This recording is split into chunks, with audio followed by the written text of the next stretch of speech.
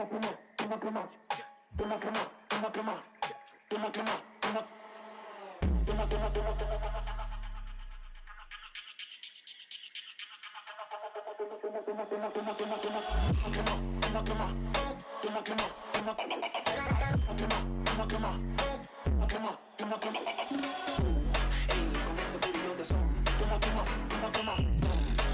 a tu familia la de son.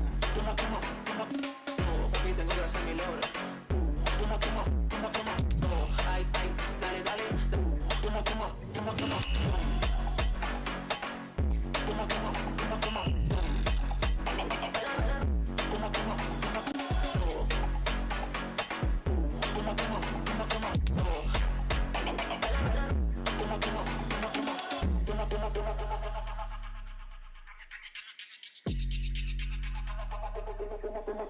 Toma.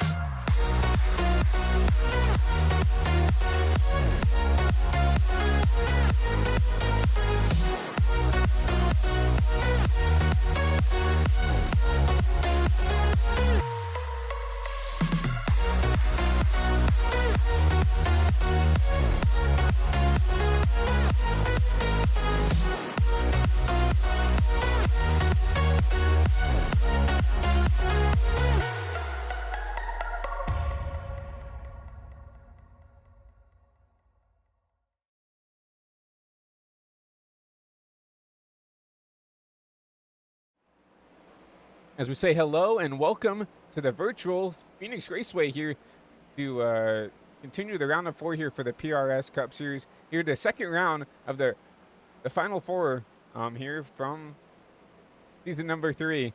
Hello, my name is Christian Olgato. Alongside for me, the first time up here in the HPT booth in a while, Peter Terrio making his debut back here in the PRS Cup Series. Obviously, Peter, a little different set of circumstances for you, but glad to have you back up here in the HPTV booth. Yeah, excited to be back, Christian. Thank you for the opportunity and excited to watch some good under the lights racing here in the virtual Avondale, Arizona. And hopefully by the end of tonight, we have a good race going on for the championship next week. Obviously, Phoenix is going to be a big talking point coming into the night. Obviously, some drivers probably did not have the Texas that they wanted, and we'll talk about the points coming in here within about when we get about 5 minutes left in practice. We'll pull up your final 4 points headings coming into Phoenix. But obviously, this is kind of the big pivotal turning point for a lot of these drivers. Peter is obviously we'll have some drivers who are going to have to dig their way out of a hole tonight to give themselves a fighting chance to go to Homestead next week and go fight for a championship. But obviously, Phoenix are, you'd call it a short track style track, but kind of the first track that you would call a kind of driver's track slash um, kind of more demanding track versus the mile and a half that we'll see throughout the rest of the season tonight. Yeah, a very technical mile-long track, and it's going to be very important, like you said, for a couple of these drivers to tee themselves up for next week. Tyler Helms, one of them, coming into this week, and obviously we'll get into the points a little bit later, but he's going to need to dig himself a little bit out of the hole that he got himself in Texas, and obviously he has the speed to do it. He's got multiple wins this season. It's just, can he put himself in the situation tonight where he has the car to win on championship day? Tonight is almost more important than that championship for some of these guys. No, exactly. This is kind of the pivotal point of, can I turn my season around here? With only 3 races left in the final 4 for those 4 drivers: Max Ford, Tyler Helms, Wyatt Thompson, and obviously Kendorian Davis. This is kind of the race to potentially turn something around, or if you're someone like in the top 2 spots here, to continue to keep that momentum going forward. As we'll go down the track side and take a look at some of your drivers who are looking pretty quick tonight. And speaking of one of your final 4 drivers, quickest in practice right now, Max Ford in that number 11 machine. Yeah, and he just took it away from Tyler Helms, but a 25.906 for the 11 machine of Max Ford. Last win was at Chicagoland. He's got a previous win at Charlotte as well. Obviously, a lot of speed under the hood of that Toyota tonight. I do want to jump back to the car behind him. The 3 machine of Tyler Helms currently sits 4th in points, 11 points back. He's going to need a big night tonight if he wants to continue the pretty stellar season that he's had. Exactly. He's, been a top 2 guy throughout the whole season tonight. And, he is one of those guys who didn't have the Texas that he needed to have. And, as we continue to look through the field here, we'll probably just take a look at your championship drivers. He's in a pretty big hole to get himself out of coming into Phoenix. And obviously he showed that he was, he looks like he's got a top 2 piece, at least on the single lap pace. Obviously, he's going to need more than single lap pace to, get him into victory lane tonight, though. Yeah, for sure. And Wyatt, the next car of your championship contenders is going to be Wyatt Thompson. He's currently 5th on track in speed, 25.966. He's the last car to be in the 25s. And that 77 machine has been absolutely lights out the majority of this season, especially if you step back to the former half of the season. He got that one stretch where he went 4 in a row at the Glen, Iowa Gateway, and then his last win at Atlanta. Now he comes into Phoenix as, if you jump back to earlier in the season when the Prestige Cup Series took on Phoenix, your winner was Wyatt Thompson. So your points leader, he's going to have a good opportunity to hold that points lead, as he obviously has speed at this track. And we go back to your final 4 driver in practice back there in P6. Going to be the number 54, Kendorian Davis. See him in that Mach 5 machine. Sitting back there in P6, not a bad, practice for this 54, but obviously needs a little bit more pace. Obviously, the top 6 within a tenth of each other, so I'm not going to say there's that too much concern here, especially for practice. Obviously, a lot can change from practice to qualifying. and from qualifying the race, right? Obviously, I feel like if you're in this Final Four, you need to have a good quali to give yourself that track position. But outside of that, I feel like nothing to worry about quite yet with this 54. Yeah, and a good field of drivers coming out for this one as well. 19 drivers I have on my timing and scoring sheet. So that's going to make it a little bit easier for some of those guys like Tyler Helms, Max Ford, where they are farther back in points to be able to make that up. But it's also going to mean that for Wyatt Thompson, Kadorian Davis, who are in those top 2 positions, they can lose maybe a lot more than they were expecting coming into tonight. It's the defensive game, I think, for Wyatt Thompson and Kadorian Davis. It's going to be interesting to see how everything points out. And obviously, we've been talking about the point standing. Let's go ahead and show our point standings coming in the Phoenix here for you guys sitting at home. Obviously, you see Wyatt Thompson, top of the board there with a 5-point advantage up there to the 54, Kadorian Davis. And then Max Ford, Tyler Helms, 7 points, 11 points back. I think Max has a shot to potentially point his way into a good opportunity going into Homestead next week. Only 7 points back, but we talked about it. Tyler Helms needs to have a good race tonight. Needs to have a good stage 1 to potentially get some stage points on some of the drivers in front of him, and then obviously needs to have a good finish tonight from Phoenix. Yeah, and if he's going to be able to do that, he'll put himself in a great position. 4 minutes left in practice. Drivers getting their final laps in. And remember, only 2 races left this season. So a lot of these guys are putting in, this is all the effort at this moment. Right now, you are going full song as your whole entire season is on the line. So it's going to be exciting to watch. I don't think there's going to be much holding back from some of these drivers tonight. No, exactly. And there's so many different agendas for some of these drivers tonight, right? We haven't even talked about the 09, but Isaiah Fox, he's sitting there back P3 out of any championship contention, but he's shown a lot of speed in practice tonight. Phoenix could be the track that he gets his first win at. And then you look at someone like Zachary Trevino, his 1-2 of the last 3 races, right? Came back and won the road course, came back and won last year in that number 8 machine, which was really cool, despite all what's happened this last couple of weeks here. Really cool to see. He's just out here trophy hunting, and you'll come back and take a look at some of these other drivers who are trophy hunting. You look at, Hector Collazo, Nicholas Martinez, and everybody else, Chase George, who would just come in here running, part-time, just trying to, get some TV time, or maybe just trying to get some laps in the next turn.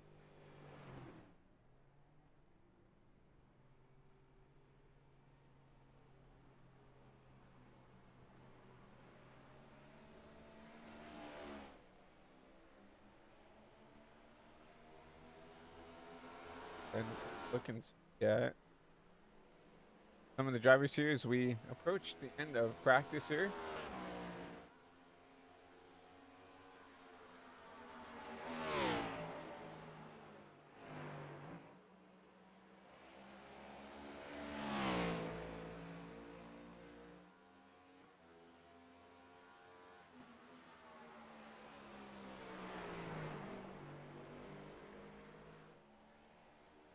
I think we might have lost Peter Terrio.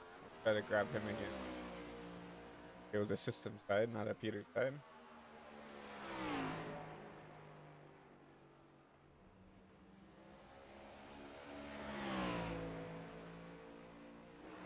I think we're back here on Discord. Yeah. There we go. Technical difficulties there. Yeah, we're back here. Just a little under now, a minute and a half left in practice, and obviously a lot of it, as I was talking about, Peter, a lot of different agendas for everybody tonight here. In Phoenix, you have some guys who are obviously racing for a championship, and some guys who are just trophy hunting. You look at someone like Zachary Trevino, Nicholas Martinez, Chase George back there, who are just running a couple part-time starts here. Yeah, Trevino, definitely one of the ones to watch, as he is your last race winner at Texas. Not only that, he won at the Charlotte Roval only 3 races ago. So Trevino, a lot of speed, always under that 8 machine. He's going to have a good opportunity to spoil the party for some of these championship contenders tonight if he really wants to. And I think he's going to be a really fun one to watch. Obviously, he's got a lot of speed. He's sitting 4th right now. Now back there at P4, and we know when Zachary comes out to the track, we know that he can get it done, right? He's going to be a contender no matter where we go. Shown it already here in practice as he sits P4. And obviously you see the 5. Thompson still back there, P5. And Dorian Davis, P6. Yeah, and it's a really good sign. Max Ford, really the drivers we need to be looking at top 6 here in practice, and only separated by just under a 10th here back to Dorian Davis. Yeah, that's the really exciting part to me looking at this scoring pylon here on the left is just that this is already shaping up. If we're going to take practice times for face value and put them into the race situation, this is going to be a tight race. A lot of drivers have what looks like to be winning speed so far. Obviously, qualifying can shake things up, which we're about to get into now, but it should be a very tight run for the win here tonight. Exactly, and qualifying is going to mean a lot here from Phoenix. It can be pretty hard to pass here, especially in these new Cup cars, right? So it's going to be a matter of who can get the most out of their car here in these 2 laps. 100%. Stay out of that dirty air and try to make sure that you have the good track position. That is exactly what qualifying is going to give you right here. Drivers get on track. I don't see of our championship guys out on track. Let's go ahead and go on board with the number 45, Hector Collazo. This number Jordan, number 45 machine. And as he rounds onto the back straightaway, going to get ready to begin his first lap. See that wide entry. You're going to probably see a lot of guys do this on their first laps to try and get the run off the high side and get the momentum so that this lap is pretty much as fast as it can be. You 1 and 2 here. There's a couple of different lines you can take here. In 1 and 2, you can go up here and drive it up top and try to arc it down, get the straightest exit as you can possible. You might see some drivers wrap that yellow line, but he comes down the backstretch here. Yeah, and into 3, it's a lot more of a straightforward corner. So he kind of blinks out. It's drive it in to the bottom and then let it arc out on the high side and come to the line. And you can see how much he uses that dogleg and cuts it. I think that's going to be really pivotal to see tonight. Hector Collazo, first lap by 26.143. Really good lap for that number 45 machine. And Hector, we obviously know him as more of a road course guy. But obviously showing a really good lap there. Obviously, I think fastest in practice was an 0. So a 1.4 isn't too bad here. But we'll continue to look here. Wyatt Thompson out on track here for his coming out to start his first time lap. This is going to be an important one to watch here, your points leader. You see how much he cuts that dog leg all the way almost towards the inside wall. And going to run towards the middle into 1 and 2. And you're going to see him move around there. And he gets to the bottom a little bit more than Hector did there. But up out of turn 1 and 2 down the backstretch, you'll see how aggressive he's going to be down here in the 3 and 4. Hard on the brakes. He's going to go to the high side, maybe abandon this lap and set his sights on lap number 2 now that the tires are warm. That's what he's going to do. 26.8, not going to really stand much on the board, but cuts that dog leg just as much as he possibly can and dives it down into 1 and 2. Huge send down there in the 1 and 2. Going to try to paint that yellow line. Going to get a good drive off the corner down the backstretch. Going to be all about what can he do here to improve this time here in the 3 and 4. Max Ford has run a 26.017, top of the charts right now. Let's see if Wyatt Thompson's second lap is going to beat his championship competitor. That time by Wyatt Thompson, 26.046, put him P2 on the board. Good lap for the 77 nonetheless, but just not enough to topple over that championship rival there. Dorian Davis is... Oh. As you see Dorian out on track here. Looking back to see if we can find the 3 machine here. That's not set a lap. He's actually out on track as well, but we'll look at the 54 right now. Dorian Davis as he starts his first time lap. Yeah, and into 3 and 4, you can see pretty much every driver wants 3 and 4 the exact same. Drive it in low, arc it out high. But 1 and 2 is where you kind of have your variety that you can choose. Dorian Davis, that time by 26.188, good for 5th on the board. Jump back to Tyler Helms as he rolls through 1 and 2. Helms is yet to set a lap. This is his first lap here, so see what he can run here. But we saw him run a little bit higher in 1 and 2. I don't know if this is going to be the lap he wants.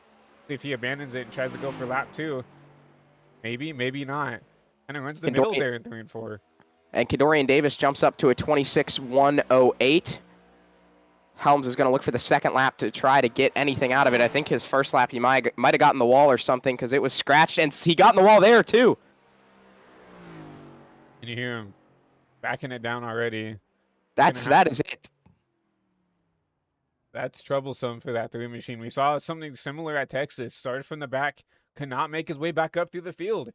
And obviously, you know, coming from someone who's ran these cars a lot, sometimes it's just better to back it down, get a lap instead of trying to push and not get a lap at all, right? Get something more than nothing, because now he's going to have to start all the way back there. I would say probably P14, P15 now, versus maybe starting inside the top 10. Yeah, that's very unfortunate for the 3 machine. And remember, he's coming in 4th into today, so he's basically the last driver in points who can still win the championship. He's sitting 11 back. Not quite what you need for a day where you are hoping to get some better positions. 14th right now, especially when Wyatt Thompson is sitting 2nd. Not going to do it. Qualifying's going to end, though. And your pole sitter is going to be Max Ford, 3rd place in points. Not only was he not going to set a lap, he's going to start, it looks like, back there in P15.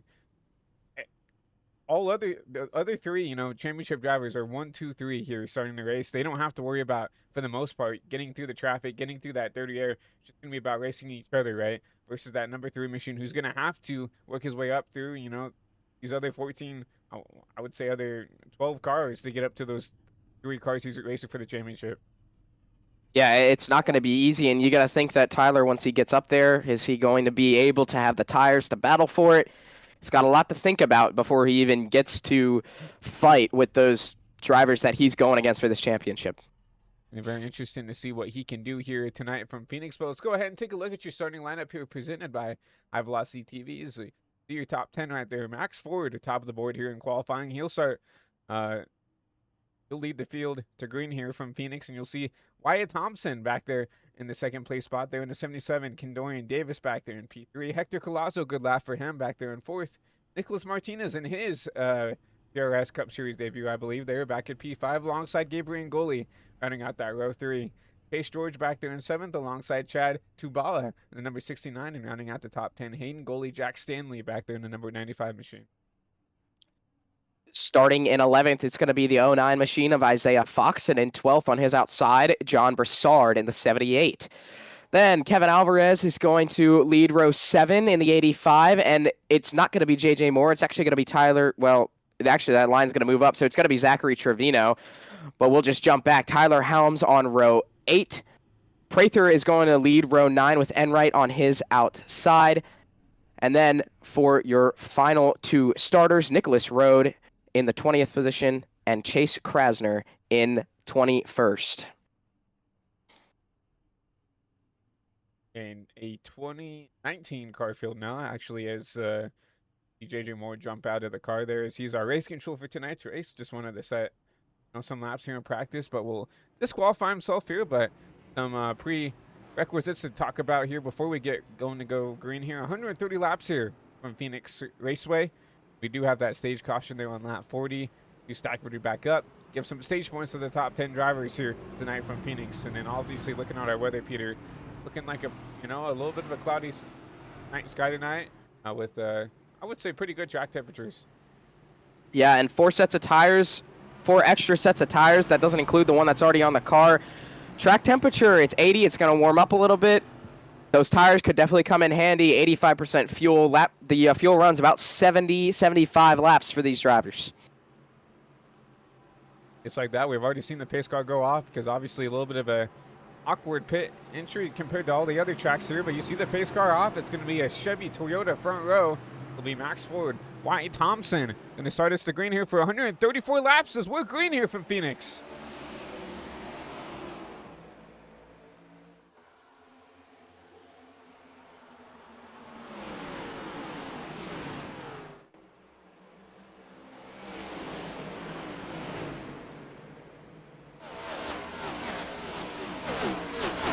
Oh, car in the back. Tyler Helms in the outside wall. Slides down the back straightaway to a stop in turn 3. That is exactly what the issues can be when you end up not being able to set a qualifying lap and you're mired back in the field. A caution will leave here on lap 1. An early caution here tonight here as we saw number 3 of Tyler Holmes get into it in the back there. We'll have to take a look here on our HVTV replay to see what happened to the 3 machine. Just like you said, Peter, do not want to start your race out this way. Obviously, we see a little bit of right side damage on the 3 machine already. Yeah, and coming off of turn 2, I think Broussard is the car on the outside in the 78, and it looks like maybe Helms just squeezed him a little too high. Yeah, it looks like Tyler just trying to take as much track as he can. Obviously, down into 3 and 4, you kind of want to drive it down into the corner there, but unfortunately, the 78 of Broussard was there. And around Tyler Holmes will go. You'll see that car slide to a stop here on entry turn 3. And that's got to be unfortunate because he already had a mountain to climb coming into this before qualifying even had a mountain to climb. Bigger mountain to climb after you qualify, after you're not able to set a lap, and now that's unfortunate, obviously, for the championship contender, hoping he can maybe turn his night around and get that damage repaired. Obviously, a lot of right front damage. That's the biggest hit that car took was at the outside wall as he, kind of hooked himself off the nose of the 78. And obviously, Tyler, Peter, what's the dynamic, obviously, when you're a driver racing around these guys racing for a championship? Obviously, you expect them to race you cleanly, but do you think you have to, give some of these guys a little bit of the benefit of the doubt and cut them a break here because they have a lot more to lose than, you would? I think there's definitely a point in that. I don't think that necessarily applies here. Tyler Helms, he already took responsibility for it, apologized, and he realizes that it was a mistake on his part. And I think that there's certain situations where, of course, you gotta let these guys race for their championship, and they've earned the spot to be here. There's some respect that's got to be involved. I don't know if that really applies 3 laps into the race as much as it would later on, and especially towards the back. I mean, you gotta obviously some of these guys back here are expecting Tyler Helms, fast driver. He's gonna be cutting through the field. You're probably thinking in the back of your head he's gonna get to me at some point. But lap 1, I don't really know that there's much more they could do there. No, I definitely agree. Lap 1, everybody's just trying to feel out their car, right, and trying to feel where they need to do to set themselves off, go up for success here, at least in stage 1 when we get that caution on lap 40. Look like just kind of 2 guys just trying to fight for the same spot there, but see Tyler Helms catching up there in the background. But once again, we'll go back green here, except the front row will split spots as Max Void elects to pick the top here on this restart. Rolling into the restart zone. Max Ford's going to get a good launch, and Wyatt Thompson's going to be left picking up the scraps.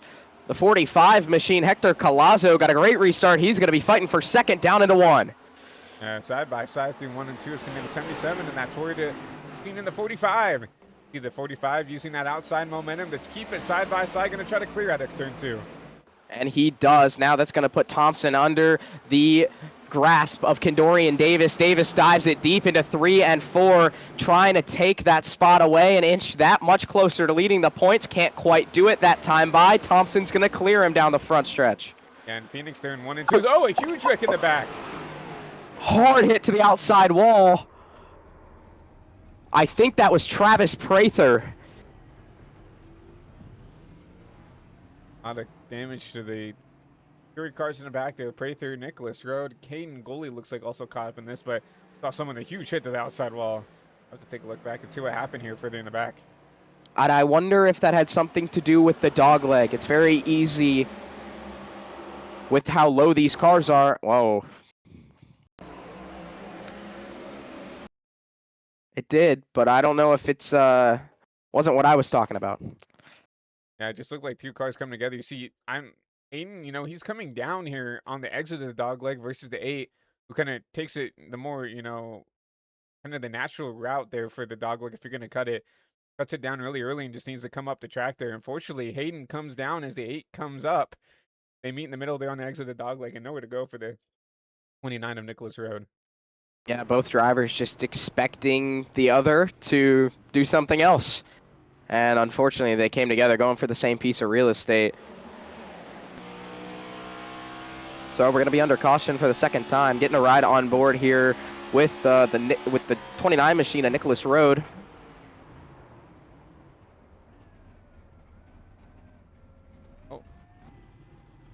There's nowhere he could have gone there, and unfortunate because hate to be the bystander right there, and just kind of watch it unfold in front of you, nowhere to go. You see a lot of front end damage with the 29. You'll probably see him make that turn down to pair others. You see him trying to get some damage fixed there on that Winchester machine. And luckily, it's early, and also you have that stage caution to bank on in now almost it's going to be around 30 laps when we go back to green. So with that, you might not have to get all your damage repaired now. Travis Prathers just said he has almost 11 minutes of damage, so he's a great explanation is he's going to be able to get some of it done here, but he also has a guarantee of probably another 3 minutes, 4 minutes he can get done in 30 laps or so. That's a little bit of a reassuring to some of these drivers who are involved in these early wrecks. Yeah, it's definitely going to be interesting to see, how these cautions are going to allow someone like a Tyler Helms to come down and continue to fix this damage, right? Now, honestly, pretty good-looking car nonetheless now with this caution to help him, continue to, at the very least, limp this car to that stage caution. Obviously, but once again, Tyler needs to get up there, get some stage points here. So, it's going to be interesting to see, how aggressive he has to be now as the laps tick down here in stage 1. Yeah, and he's going to have to push. He can't afford to lose more ground during this race to that points battle.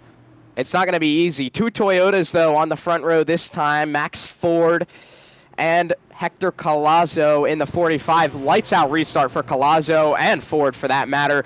We'll see if Collazo can make that outside work like Ford did the last restart. We'll see. Obviously, Ford's going to have the jump here. He's going to be the driver who leads us to green here once we get into the restart zone. So just going to be a matter, can that 45 adapt and attack this 11 on this restart? Can he get a good jump, or is that maybe the 77 going to take advantage? But back to the O'Reilly Autopod restart zone. Max Ford back to green here. And a decent launch out of 11, but here comes Collazo on the outside trying to chase pursuit.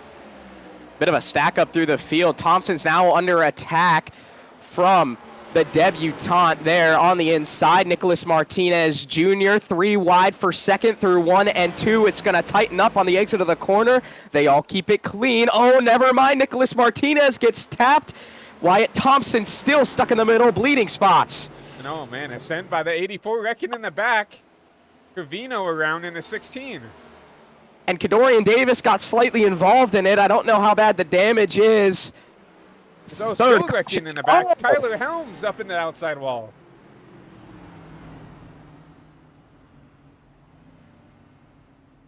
Oh, man. Zachary Trevino just kind of cleared Tyler Helms under caution into the outside wall. Those are 2 teammates who have worked with each other really well throughout the season there, and that's the last thing you want to do is put your teammate in a bad spot there. But we're gonna have to go back and at the very least look back and see what happened here. There's a lot to unpack to cause this initial caution here. If we can find what happened here on this restart. Trying to find this 16 machine. Obviously, we don't have a 16 car in the field. I think that might be the Brown machine, potentially. Chase George, potentially. Yeah, that's Chase George going around on the dog leg. And he spins it out. We'll go back to Tyler Helms. Under caution. Oh. Just kind of gets car hired by the 8 machine of Trevino. Caution's already out. I don't know. Maybe there was a miscommunication. Obviously, Trevino coming up off the dog leg. Just looked like he didn't expect the car to be up there. Yeah, and maybe under yellow, he's just recovered from almost being involved in that wreck. Wasn't really thinking about it. Unfortunate. Tyler Helms, championship contender, already been involved in 2 accidents tonight. And the second one, he had no control over. And it makes it even worse. It was his own teammate that caused him the damage. Just got all that damage fixed, too. And that 3 machine going to have to probably come down pit road as you see him down pit side. Going to have to, hit in the pit stall some more. You see Trevino out on track. Tyler Helms actually might have used that fast repair up a little earlier. No. Yes. No. No, I don't think Helms, has not used that fast repair yet. We'll see a lot of damage on that car. It looks like Trevino did, though, where I was seeing that fast repair being used. Did you see a fresh car? And that's something to talk about, right? All these drivers do have one backup car sitting in the pits, right? If something would catastrophically happen to any of these drivers, they can't come down, take that fast repair. Obviously, do not want to do it here on lap 13. Yeah, and that's exactly what Tyler Helms is trying to avoid at the moment. So he's going to try to get as much of that damage repaired as you can. Now, Christian, the question I have to ask you is it worth it to use your fast repair now and maybe get to contend, which it looks like he may have just used it. I think he did. Is it worth it to use your fast repair now, possibly contend for some stage points, but be at the risk of getting wrecked and not being able to repair a car later in the race? Or is it you want to save it and then have it for the end in case something were to happen, even if you're sacrificing your speed this early? Yeah, it really puts the 3 in a bad spot, right? I don't really know if there's a good way to set that up, right? Because he needs the stage points. He needs to beat, the 11. He needs to beat the 77. He needs to beat the 54. And they're all inside the top 7 right now. So it's kind of a lose-lose situation for the 3 right now. Obviously, you saw him take the fast repair. I think he's already made up his decision now, but already pace car is off. Will be once again another Toyota front row. And look at row 2, Isaiah Fox. He started this race 11th. He's up to 3rd. We talked about him in practice. Kid's got a lot of speed tonight. On the restart, we're going to see what he's going to be able to do with the Toyotas in front of him. Max forward, back to green there, and once again, another good jump. Look at that. We were just talking about him. Isaiah Fox with a good jump. He's going to battle out for that P2 position. And he's going to clear now 3 wide for 3rd. Hector Collazo doesn't sound too happy with Max Ford about the restart. Possible games being played. We'll see if race control steps in. Thompson's going to try and clear Martinez and get that 4th spot comfortably, but he's still not able to do it. Yeah, and you'll see a battle here, back here for the P4 position. And something I want to talk about, we saw Nicholas already kind of aggressive to make up these spots there. And we talked about it, he was racing, these championship contenders pretty hard here early in the race. Is that potentially precedent that he might be setting for the rest of the race here is, hey, I'm here to race for wins. I don't really care about who's racing for a championship. I'm up there to get that car back in the victory lane. And ahead of them, Collazo's looking to the inside of Fox. He's trying to find his way around and back into the 2nd position where he started on the last restart. Going to clear Fox, just barely coming off of turn 4. And at the line, Fox trying to get the run on the high side. Gets the door slammed, trying to pick up the scraps into 1 and 2. He's going to fall into 3rd. Actually using that top side. Cuts his nose off here. And they try to get the good run down the back stretch here. So they're going to continue to try to chase down the 11 of Max Ford. And Fox clipped the wall slightly there. That's not what Thompson wants to see in front of him. Now, if you're Wyatt Thompson, how aggressive are you this early? Because he probably knows he has speed in the car, but are you going to risk, especially with how chaotic the beginning of this race has been, are you going to risk getting in battles that you don't really need at this point in the race? Yeah, I mean, we have, I wouldn't say a lot of laps, but we still have quite a few laps here in stage 1 to kind of set these guys up here to get around them if he wants to get around them. Obviously, he does have a little bit of a points gap that he can bleed to Max Ford. Obviously, Max Ford, I believe, came in 3rd in points. So I feel like the person he needs to be looking at is Kendorian Davis. But, Davis back there in P7. So behind the 77, I think right now is a good spot to just kind of set up these guys if you want to make the passes right now and kind of just let Max right now run his own race. And Kendorian Davis, back in 7th, has got damage on all 4 corners of the car, it looks like to me. So he's kind of just trying to hold on. And for the damage that is on that car, I would think a 7th place in the stage would be really good. But he's got some fast cars behind him. Zachary Trevino, who just used a fast repair. That car might as well have rolled off the shop floor. Tyler Helms as well closing in. Also pretty much a brand new car. They're going to swallow Davis up if they can. You see Trevino to the inside of the 54 coming off 2. And you just see the lack of pace in that 54 with the damage that you talked about, Peter. Is now you see Trevino navigate his way around the 54. Here comes Tyler Helms with that fresh car as well that he took under this last caution. And they try to run down the number 54. He's up into the outside wall. And he got damage from it. Helms, the right front corner is scraped up a little bit from that. So he's got to be a little careful here. Remember, you don't have anything else to lean on. Leans that time now on the left rear quarter panel of Kendorian Davis, trying to make the pass work. Helms obviously pushing as hard as he can to get the stage points here in stage 1. He'll try to make the slide drop work here, and the 3 and 4 going to jump up in front of the 54, make the spot up at the outside wall. Now side by side once again, commit a 54 into 3. Yeah, and Kendorian Davis has taken all this opportunity he can to try and make this last as long as possible, but he's going to fall back now into the clutches of Travis Prather, who was involved in that previous accident, had the hard hit to the outside wall. I'm guessing he took the fast repair as well. So 3 fast repair Chevrolets are driving through the field right now, and one of them is your championship points contender, Tyler Helms. Tyler doing a good job trying to get as much stage points as he can here. Obviously, You know, we still have well more than 15 to go here in stage 1. He's gonna have to lock in and, you know, set his sights on the cars in front. And honestly, if you can just kind of follow your teammate of Zachary Trevino through, I think that's a good setup for success here. We know that Zach can be quick. We know he knows how to, you know, make his way up through the field here and make some passes. And now back towards the front, Wyatt Thompson did get by the 09 machine of Isaiah Fox, and he's kind of starting to drive away from him. But the gap in front of them, Hector Colazo, is about 2-3 car lengths off Max Ford. He's been that way for a couple laps now. They have absolutely gapped Wyatt Thompson in the 77 machine, almost 2 seconds of a gap now. I wonder, though, Wyatt Thompson doesn't necessarily need, he just needs to run good, run consistent, be in contention for the win, doesn't necessarily need to win. Almost wonder if maybe he's playing a little more of a tire-saving strategy. You got 15 laps to go in the stage. If he is playing a tire-saving strategy, I think now would be the time to push. I definitely agree, right? And he's got the clean air for the most part, obviously.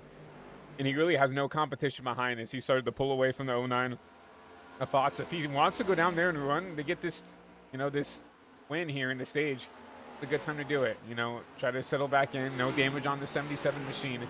Just try to see if you can, if you have the pace, right? Right now, I think a third place finishing position is a great spot for the 77 machine, right? Obviously coming in here, leading the points into Phoenix. Obviously, Max Ford needs to do a good job to and can keep doing what he's doing right now to slowly, you know, chip away at this points lead. Right now, you know, it still looks like that Max Ford right now, I think just a little bit quicker than the rest of the field. I like kind of the season that Wyatt Thompson has had because it's been absolutely stellar. You can remember back to multiple weeks ago, he went 4 in a row at Watkins Glen, Iowa Gateway, and Atlanta. I know I mentioned it earlier in the broadcast. I want to dive a little deeper into that. You know, he went 4 in a row on 4 completely different tracks, and he also nabbed a win right here at Phoenix and the Daytona 500. You know, you can't, couple crown jewels for him to grab. I would say he's had a pretty stellar season. Obviously has speed here, kind of making me think this is a little more strategic than it is, you know, just him riding around. There's some method to his madness. Yeah, I think right now he's just I agree with you completely, Peter. And I think right now he's just trying to figure out what he needs in this car here. When we get this caution, set up the car a little bit more properly. Obviously, it is a fixed set, but you still can, you know, adjust the car a little bit with the brake bias and just the way you drive the car, right? We've seen, you know, how dynamic, especially 1 and 2 can be with how you set up the car. Go up top and kind of arc it down. You can go on there and paint the yellow line and trying to set up the car. And it looks like right now that's what exactly the 77 is doing. Just trying to set this car up for the long run here after stage 1. Yeah, I agree. And right behind him, Nicholas Martinez just got Isaiah Fox for that 4th place spot. And he did it pretty easily, just kind of drove right around him. Fox is really driving his car hard to catch back up to that 84. To me, it looks like Isaiah Fox has maybe bled away some of the speed he had earlier, maybe pushed the car a little hard on the early runs. He's not slow by any means, but if you look behind him, Zachary Trevino is the next car to catch him. We know how good Trevino's car is and can be. That 8 machine is going to probably pretty soon be on the back bumper of Isaiah Fox, and in the same motion be on the back bumper of Nicholas Martinez as they continue to battle. Yeah, you see Isaiah not really letting this 84 get away too much there. Kind of drove it into the corner there. That's going to compromise his exit, but still, you know, you see these cars kind of under a blanket there. 4th, 5th, and 6th. And you see Tubala back there in 7th. You know, Chad's kind of an unknown here. I think he's only ran a handful of starts here in the PRS Cup Series. But right now, running solidly in the top 10, you know, out running right now one of your championship contenders back there, and Tyler Helms as he tries to run down the 69 machine. Yeah, and you can see Helms has fallen off a little bit. Now he's got that car in between him and Trevino. Tubala's been able to put a pick in between those 2 Chevrolet teammates, and it's making Helms' job a little more difficult than I think he would like. I think me and you both kind of expected Helms to follow the 8 machine up through the field a little bit. That gap has grown to 15 plus car lengths now, and it's made his job a lot harder as he has to navigate the traffic on his own. Yeah, it's something to talk about, right?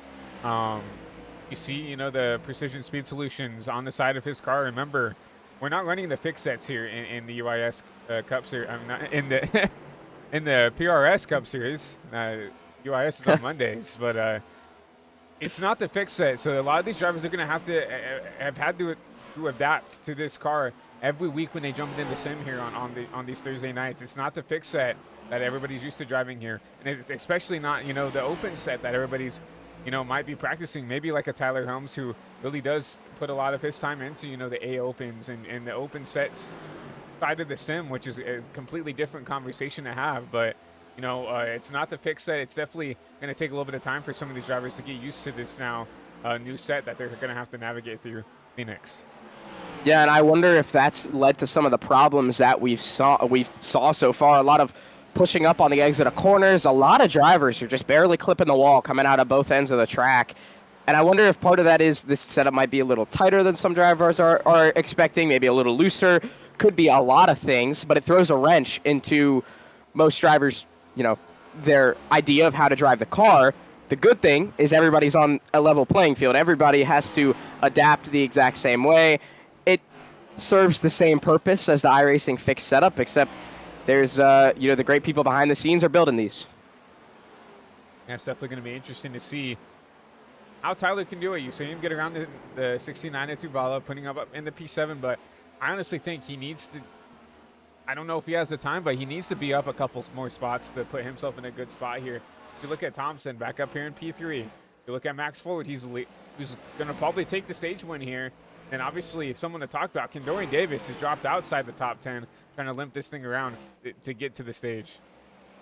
Yeah, at this point, that's really his only option. Only 3 more laps until the stage is going to be over, and hopefully Davis can get that damage repaired. It's going to be really important. Tyler Helms just got the wall big time coming off 4, by the way. The car looks okay, but a lot of sparks came flying out of it. Actually, the 69 machine of Chad Tubalo, we just talked about him.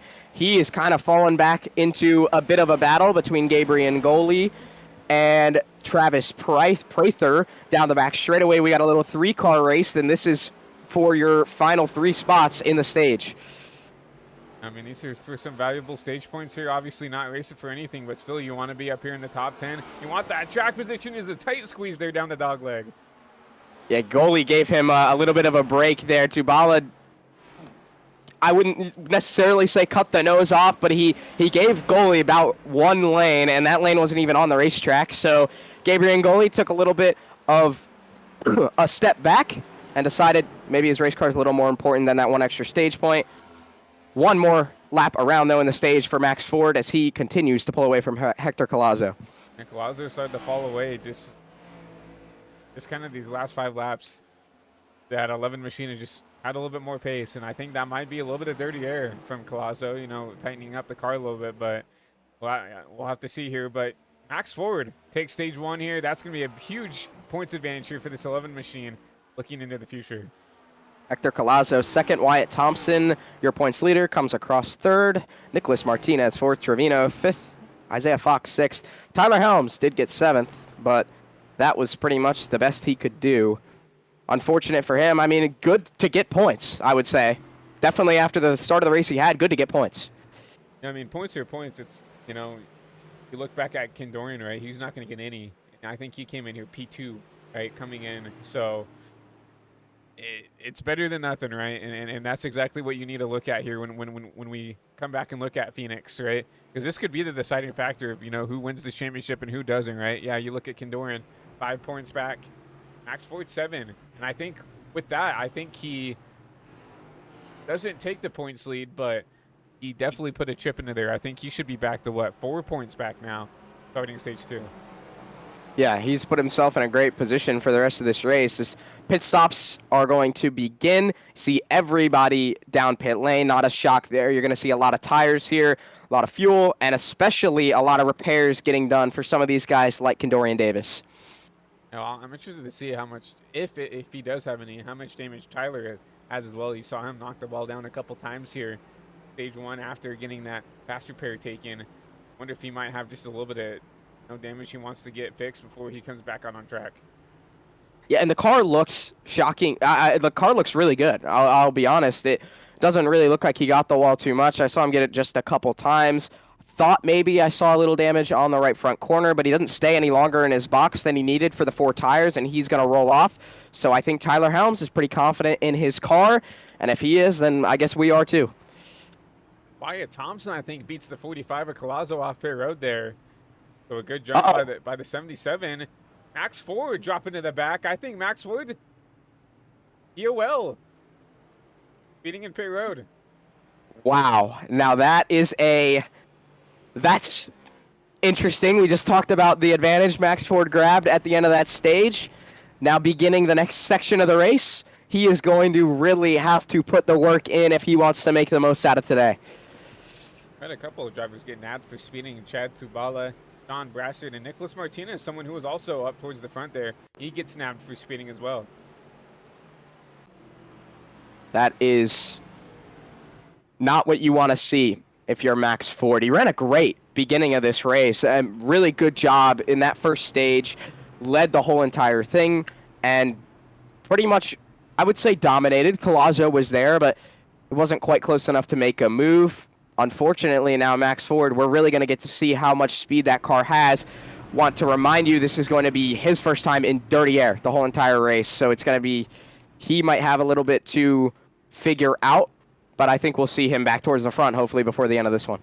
Look where this all handed to. Now that will give your points leader the race lead here to start stage 2. You'll still see Hector Collazo back there running out that front row. So it will be a Chevy Toyota front row. We saw this earlier in the race, but now your points leader will take the helm here to start stage 2.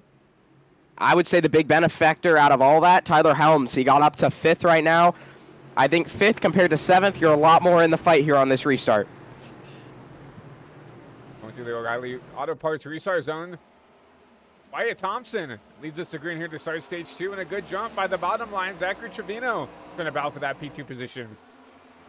Collazo has struggled a little bit on the restarts when he is stuck on the outside. He's going to lose 2nd. Now Helms is going to look at him for 3rd, but he's going to have to worry about the Onai machine of Isaiah Fox. Zachary Trevino, what a drive through turns 1 and 2. He's going to go into 3 and 4 to the inside of your points leader, Wyatt Thompson. Door to door coming out of 4.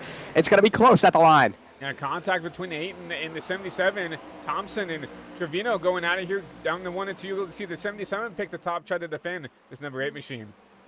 Oh, and Trevino slides up a little bit into him through the center of the corner. Collazo's waiting in the wings for something to happen. How hard do you race if you're Wyatt Thompson right now? You almost have to because it's for the lead, but you don't want to burn your stuff up. This is the endurance part of the race. You got to have this car at the end.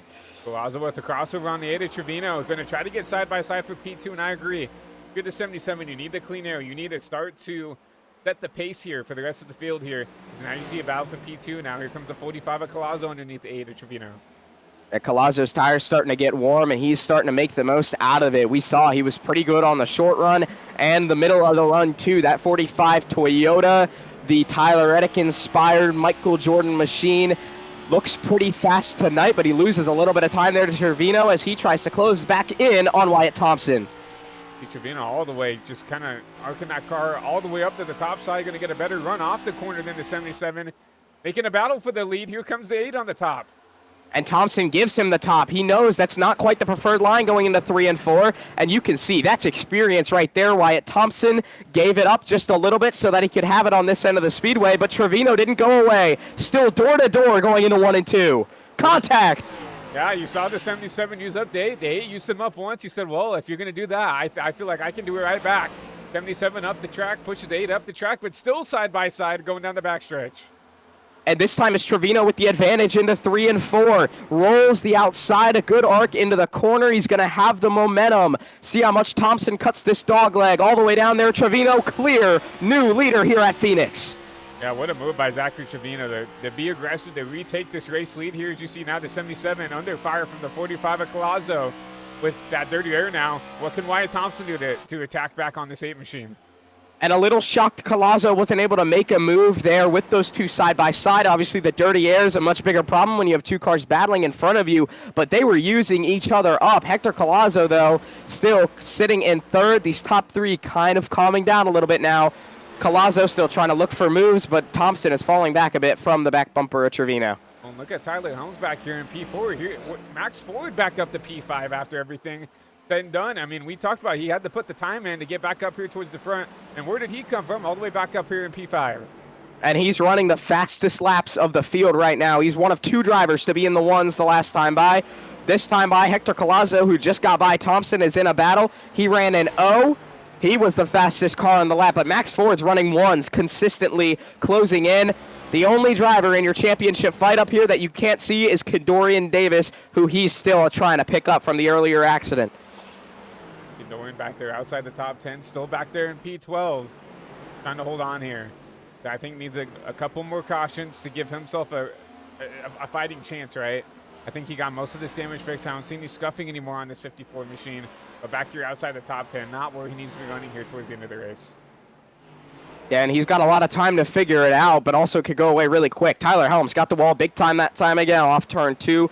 Hector Collazo has closed in greatly on the back bumper of Trevino. Last time he couldn't quite pass Max Ford. We'll see if he can apply what he learned following that Toyota to get the Chevy of Trevino this time. Yeah, and it's really interesting to see, now these kind of two battles, right? You have these two drivers who are trophy hunting back there, 1-2. Then you have the, three of the four playoff guys right here, 3rd, 4th, and 5th, right? This is really the battle I want to look at here because these are the guys who are racing for a championship here. How do these guys race each other? Are they aggressive to try to get around each other? Or are they okay sitting around just trying to, almost do some mind games here on the other drivers around them? Max Ford jumps to the high side to try and look for a way, I would say, around Tyler Helms. I don't think he's comfortable just sitting. It looks like he's trying to build momentum to make a move on that 3 machine, but Helms is pretty fast. He's there on the back bumper of Thompson right now. All 3 drivers underneath a blanket. Helms following in the tire tracks of Thompson as now he jumps to the high side of him. Is going to get a run to the quarter panel and the door of the 77 into 1 and 2. 77 on the bottom, the 3 on the top. You'll see Tyler Helms probably try to roll this top a little bit better. Try to get a better run off the corner, and Tyler Helms will try to clear the 77. He does get clear, but now here comes Max Ford, the battle for P4. Thompson maybe had to use up his tires a little more than he needed in that battle with Trevino early on in the race. Ford trying to get by just as Helms did. Helms already beginning to drive away as his competitors behind him battle side by side into 1.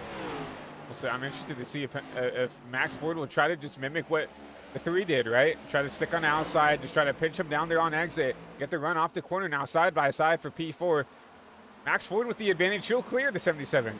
He slammed the door going into 3 and 4. He was making sure that 77 was not going to get to the inside, and now Ford can try and close on Tyler Helms. Max Ford has been on an absolute tear on this last restart. Obviously, he got the pole position. He dominated that first stage, but he didn't really pull away too much from Hector Collazo. We are really seeing the speed out of the 11 machine now because he can run in dirty air.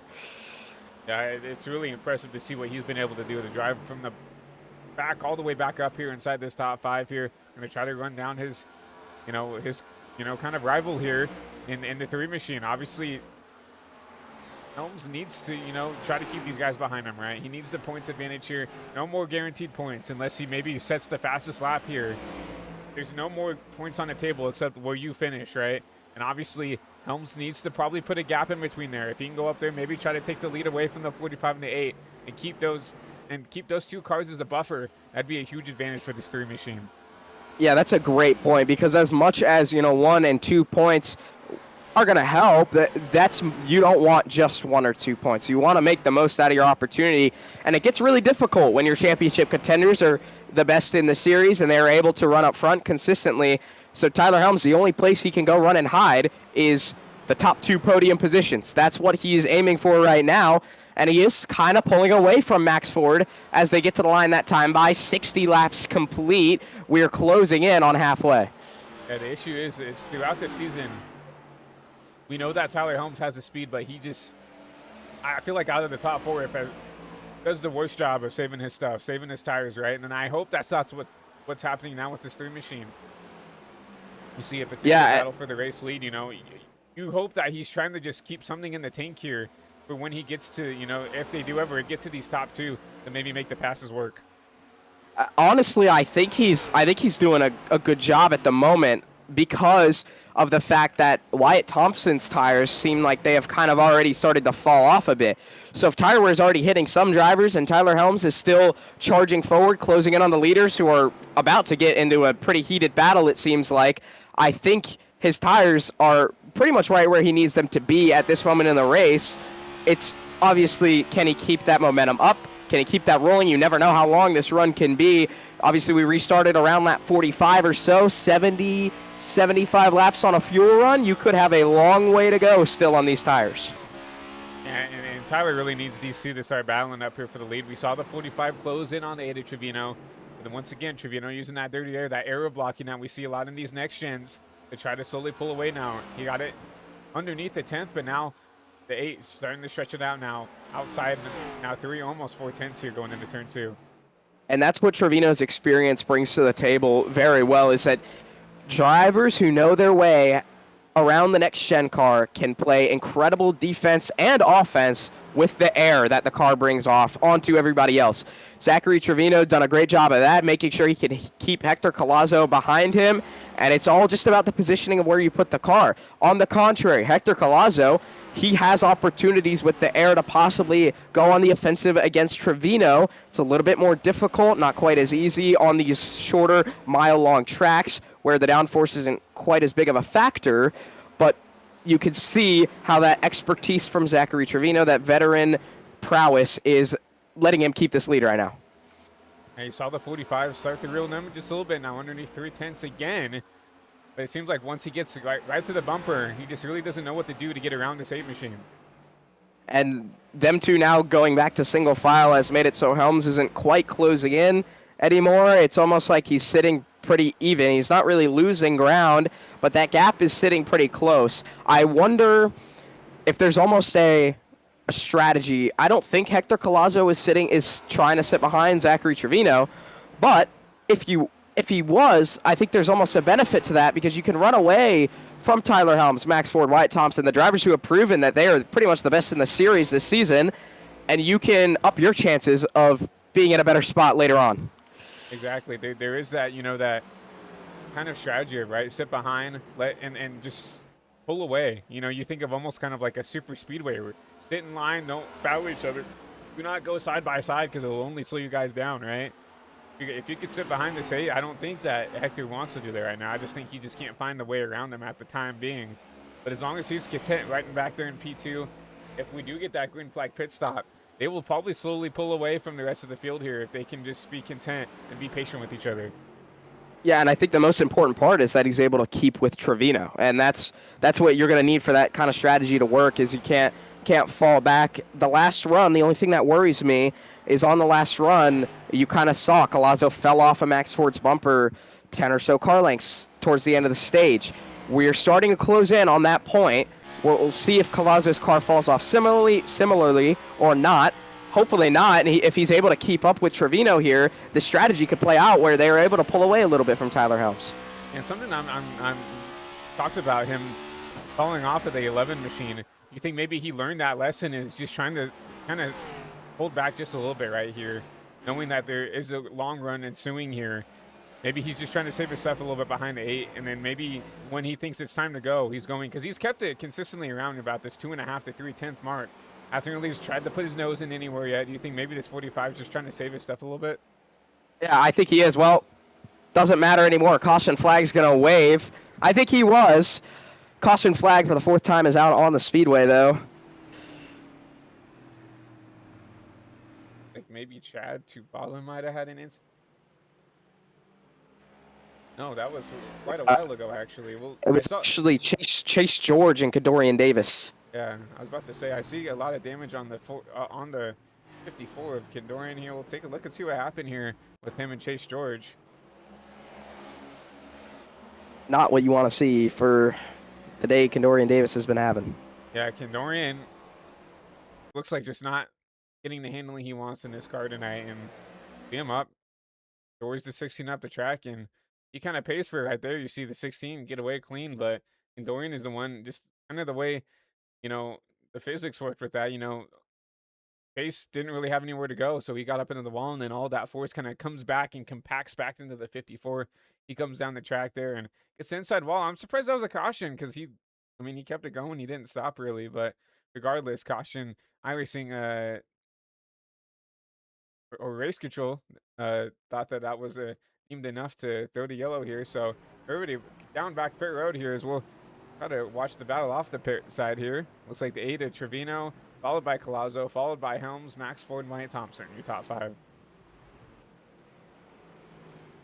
pretty good stops for everybody who was in your top 5. Not much shuffled around that time. Kendorian Davis, I don't know if maybe he expected the 16 machine to go a little higher on the exit of the corner or not. I also wonder, it seems like a lot of these guys might be fighting a tight race car, and Kendorian Davis, with the incidents that he's had, I wonder if maybe that car isn't 100% and that's making it a little worse and just kind of pushing up off the corner. Well, anytime you get damage in the next gen, it usually does affect, the turn radius of these cars, right? And so if that car isn't 100%, it is going to wear off the fronts a lot more. It's going to make it a little bit harder to, race side by side and just race the optimal line. We know that Dorian has a lot of pace here at Phoenix. I definitely think that right now he's going to handicap by that damaged car. Yeah, and it's unfortunate. I'm hoping he can get it fully repaired. It's hard to get an exact look at it. It looks like maybe he did get it pretty fixed. I don't have a word if he's taken his fast repair or not, but I don't think he has. So to have that in the back pocket is good. It looks like from my time in schooling, he has used that fasty. So that's probably why he is limping it around, right? So just because he doesn't have that insurance anymore. So it's going to be interesting to see if he can continue to go. But Zachary Trevino back to the O'Reilly Auto Parts restart zone, back green here. And another good jump by the inside. And Collazo still not able to get the restart quite how he wants to. Tyler Helms going to be the big benefactor on that one. Jumps up to second. Max Ford's going to look for third underneath Collazo. And Hector Collazo, if he can get one of these restarts perfect, if he can time it perfectly, I think he's going to be a big threat to your lead. Unfortunately, it wasn't this time. And right now, what that 3 wants to see is this 11 and this 45 battling it out side by side behind them. Give them a little bit of a cushion. You see contact between the 45 and the 11. Yeah, and those two battled earlier in the race when Ford was your leader. Now they're battling for the third spot, and Max Ford, I'll be honest, I don't know if he's really looking too much at Hector Collazo. He's probably looking at Tyler Helms out of his front windshield. Now he definitely is, although Collazo looks down into the bottom of 3. Collazo up, going to almost make contact with the 11, forces the 11 a little bit up the track there. Saw Max Ford to see the 45 driving a little bit too deep, gives him the room, but still keeps that P3 position. Yeah, and now Ford hoping that he's able to clear away from Collazo and set his sights on Tyler Helms. That's his championship competitor. Remember, now Helms up to the highest spot he has been all day. What a rebound for the driver who had 2 incidents within the first 15 laps. One of them that almost totaled his car against the outside wall. Had to take a fast repair. He has made his way up to second. He is doing an incredible job right now. Yeah, trying to hold on to this P2 position, but we see Max Ford hungry, trying to get back up towards this top 2, and even potentially the lead if he can get around the 3 machine right now. With them battling it out with, and maybe Tyler Helms is trying to hold back his equipment here. You see Zachary Trevino starting to pull out a little bit, almost just over half a second gap to the rest of the field. Yeah, I think Helms may have learned something on the last run about how to save the tires a little bit around here, and he's applying it, because it almost looks like he's effortlessly running pretty fast laps right now, which is what you want, is to be able to click off really fast laps, but not have to have your car not have to push your car too hard right now. Forces all the drivers behind him, including his championship competitors, to push a little harder if they want to catch him, and if they want to save, they have a good opportunity to lose time on him. So Tyler Helms right now looks to be running about where he needs to if he wants a good point stay for this championship. You see him, he's kind of running to lean off the bottom where everybody else has, and I think that's forcing everybody else to find a new spot to run on the track, because he's just kind of putting that car right in the middle of the track where it's just kind of putting that dirty air on everybody behind. You see the 11. I think he might have a little bit of a better car right now, but cannot get around Tyler Helms right now in that 3 machine. And Helms sitting farther back from Trevino. He's got less dirty air on the nose than Max Ford does, than Hector Collazo does. So that's also going to help his tires a lot more. Max Ford's car is going to be really tight coming out of the corners. I could tell you that from the dirty air that is going to be dumped onto that nose, and he can get really close just like that on Tyler Helms. But when it comes to the exit of the corner, Helms has the turn in the front end just because he has a lot cleaner, a lot less turbulent air on the Chevy nose.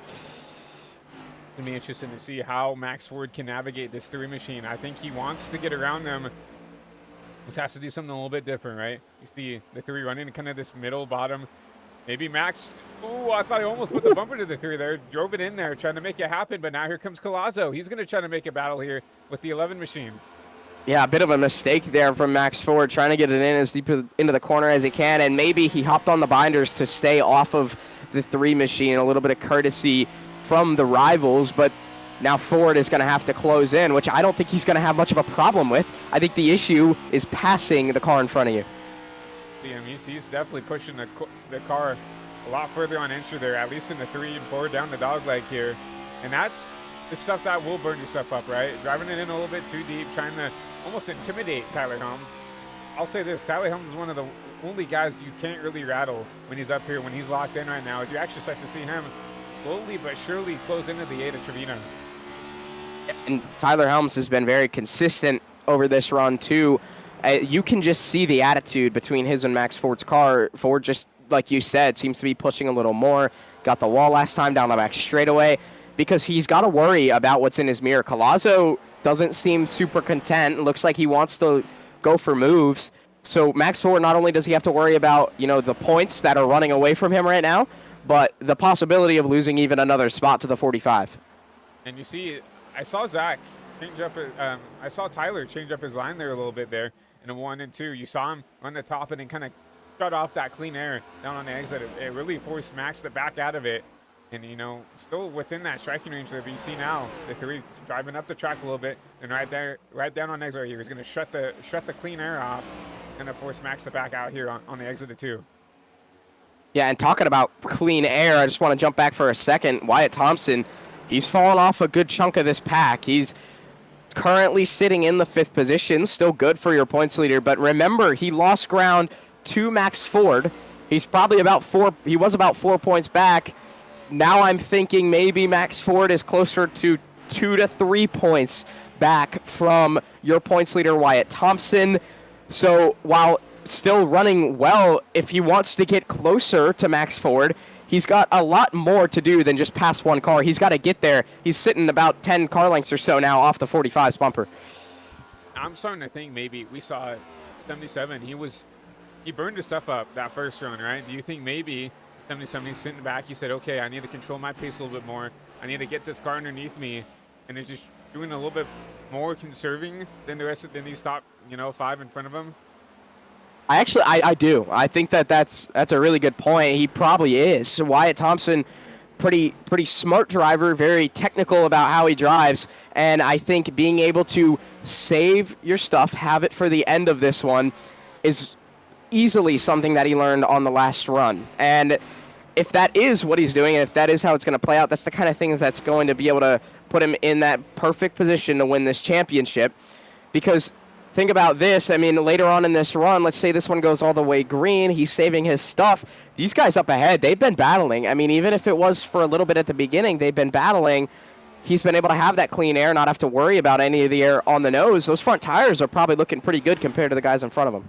Yeah, and speaking of, the battling here, I saw the 11. He's still continuing to put these lunges on, especially down here in the 3 and 4, trying to get the 3 to make a mistake, I think. I think this is the only way that Max is going to get around this 3 machine. I think, Tyler's too, in a rhythm right now to make a mistake outside of, maybe these, sends that you see the 11 doing right here. Going to try to get to the inside here, barely inside, but Tyler Helms, once again, will shut off the clean air here. Force Max Ford up into that outside wall there out of 2. That was a pretty good hit to the outside wall for Ford. He's got a little bit of scuffs on the right front quarter panel on the nose there, and he got it a little bit again that time by. I think Max Ford he's trying to get Tyler Helms to look in the mirror with these moves and take away the line that Helms maybe wants to run. You could see Helms through the corners. He's kind of moving between the middle and the bottom. We've seen Ford really try to take away that bottom lane. But I think what he needs to do is if he's going to take it away at any point, it's got to be on the exit of the corner, because you could see Helms, what he does a lot, especially in 1 and 2, is he turns down through the exit, gets the straight line off the corner, and he pulls away from the 11 machine while Ford's maximizing that entry. Helms is maximizing the exit, and at the end of the day, normally maximizing the exit prevails. Exactly, and I'm surprised to see that Max hasn't tried something else, right? We know how intelligent that Max can be, go up there and try to run the top and just, you know, get a better exit than the 3, right? Obviously, we see Tyler, you know, using that higher side and then kind of arcing it down. Go up there and run the wall and then just kind of straighten the exit out and try to get a better launch shot, then maybe get side by side in the 3 and 4. Instead of like these sends that you see here, he's going to get side by side, but once again, Tyler Helms with a better exit, he will keep the spot. I've got to imagine this is tearing up Ford's tires too, driving it in that deep so low on the track over time and having to back it down as much as he is so he doesn't run into Tyler Helms. Over time, that's going to really tear those tires away. And I think the only reason that he hasn't really changed much is about what he's doing is because he's got the 45 still sitting, waiting right behind him. To me, it almost sounds like Hector Collazo just came over the radio and told Tyler to go. I wonder if these guys literally just can't get past him and they want to get past him right now. That's why Max Ford is doing literally whatever he can, driving it as deep as he can. I feel like we're closing in on Chrome Horn territory if it gets to that point. Yeah, and just by that sound clip there, that makes me sound like that Tyler Helms is saving his stuff, right? He's just trying to keep that 11 behind him, but won't get back to Zachary Trevino because he's trying to save his equipment. He's trying to save his tires here, and we ran 23 laps now on this set, right? By the sounds of it sounds like they're just trying to ride around a little bit and basically let Trevino lead the race here, and then sooner or later there's probably going to be a lap arc that Tyler's going to be like, okay, it's time to go, right? And then he'll start to go, which will probably drag Max Ford and, you know, Collazo back up to the front. Yeah, I don't think that time is yet. I think he's got a couple more laps to ride if that's really the strategy he's going for. And assuming this goes all the way green, because they're not that far back from Trevino, and we saw it like 10 or so laps ago. There was a moment where they closed in on Trevino a little bit, and then they kind of fell back off of his bumper. If you get one of those again, I think they can get him relatively fast. You almost got to wait until 15, 20 to go. Yeah, I think if you are saving, you need to have a kind of a lap set. Yeah. You have to go and get him, right? Because especially for Tyler, he needs to win this race to give him any shot, right? Because that's the max points you can get, right? Go in there and maybe set a purple lap if you get a caution, and then go try to win the race. That's the only thing that 3 can do to give himself even an opportunity going into Homestead. But you got to think this 11 is starting to get impatient. You see him starting to dive it in, and it's going to be super easy to potentially make contact with this 3, potentially, you know, bring out the yellow. You see the 3 a little bit loose out of 2. Yeah, I'm surprised to see that. Kind of the first time we've seen some of these cars a little looser, besides maybe a bit of contact. That was interesting. Tyler Helms back end stepping out a little bit now, which I would say is a good sign. I think he saved the fronts, which is going to give him a lot of turn, but it seems to have really... Oh, Max Ford dives it deep into the corner. Slide job in the center of 1 and 2, but still, Tyler Helms able to clear him. And I mean, that you could tell this is desperation time for the 11 of Max Ford. He is done waiting around on Tyler Helms to go. He said, I have to get up there, right? He has the best shot to win the championship out of these guys up here, right? You still see Wyatt Thompson, who is actually starting to slowly close these guys back down as they start to fight. Max Ford has the best shot right now outside of that 77 to go up there and race and point his way in on points there going into Homestead. I think you're starting to see him get a little impatient with the 3. Yeah, so I want to restate what I said a couple laps ago. For Tyler Helms, I think go time is 15, 20 laps to go. I think for Max Ford, go time is right now because it's obviously going to take a lot for him to get around Tyler Helms, and it's not going to be made easy. And by the time he does get around him, I would say that gap to Trevino could have grown a good chunk right there even from that one lap where they were battling side by side and crossing each other over. Trevino pulled away a couple more tenths, and that gap is visually larger. So Max Ford, if he wants to get it, he has got to make the move on Helms now. The issue, he's fallen off the back bumper of Tyler Helms 3-4 car lengths. And you talk about larger, someone who's getting larger in the rearview mirror is that 77. You know, he's only, 4, 5, 6 car lengths back from these 3 who have been battling out here for the second place spot. We talked about Thompson trying to be a little bit more passive with his car, try to save his equipment. He's starting to reel these guys in slowly but surely. He's running a little bit quicker lap times than the cars in front. Yeah, and this could be shaping up for something great. If Wyatt Thompson can get there and key point get around them, he has a possibility to do something big here. But when he does get there, how aggressive is Wyatt Thompson going to be for this one? Remember the points lead he has. He's not going to lose a ton if he gets right behind them. If he gets right behind Max Ford, he really isn't going to gain a ton if he gets in front. So is it worth the risk? I think as a race car driver, you go for the move if it comes to you, but how aggressive are you? Do you use the bumper? Do you do slide jobs like Max Ford did? I don't know, right? Because he has the points lead. If anything, if he sits where he is right now, back there in P5, he's going to lose 2 points. Obviously, Max Ford's going to be within striking range, but he still has the lead going into Homestead, right? Obviously, he still needs to be probably a top 2, top 3 car going into Homestead, and he's shown a lot of speed at Homestead. But, you know, I think you have to be a little bit more patient. And someone who I'm very impressed with right now is Hector Collazo. I think he does have a faster car than both these cars in front of him, but are letting these guys, you know, battle it out for themselves. He has nothing to race for outside of this race win, right? And he's shown a lot of patience just sitting back there, hoping that potentially Max Ford can make the pass here on the 3. Wonder if Collazo got a bit of a better restart on the last one, he'd be up there with Trevino, because pretty much since that, he's been stuck battling behind these guys. And I agree, I think he's got a lot of speed comparatively. I also don't think that if Ford does another one of those moves and it doesn't work like it did last time, I think Collazo will not hesitate to pass him. I think he tried to do it the last time that Ford made the mistake, and I think Ford pretty much just didn't let him by, blocked him as much as he could. So I think Collazo could really spoil Max Ford's party big time here, not only changing the chance of him finishing on the podium, but maybe taking him out of that completely, and a really good day for Max Ford in the first half of this race could be going away. 77 is there. I mean, he's within 3-4 tenths of the guys now. We talked about him. We thought he was saving his equipment, and look where he is at now, right? He's right there, right behind the 45, right behind the 11. The 3's starting to pull away just a little bit now, but now you start to see the 45 being aggressive. I think he wants now back around the 11 machine.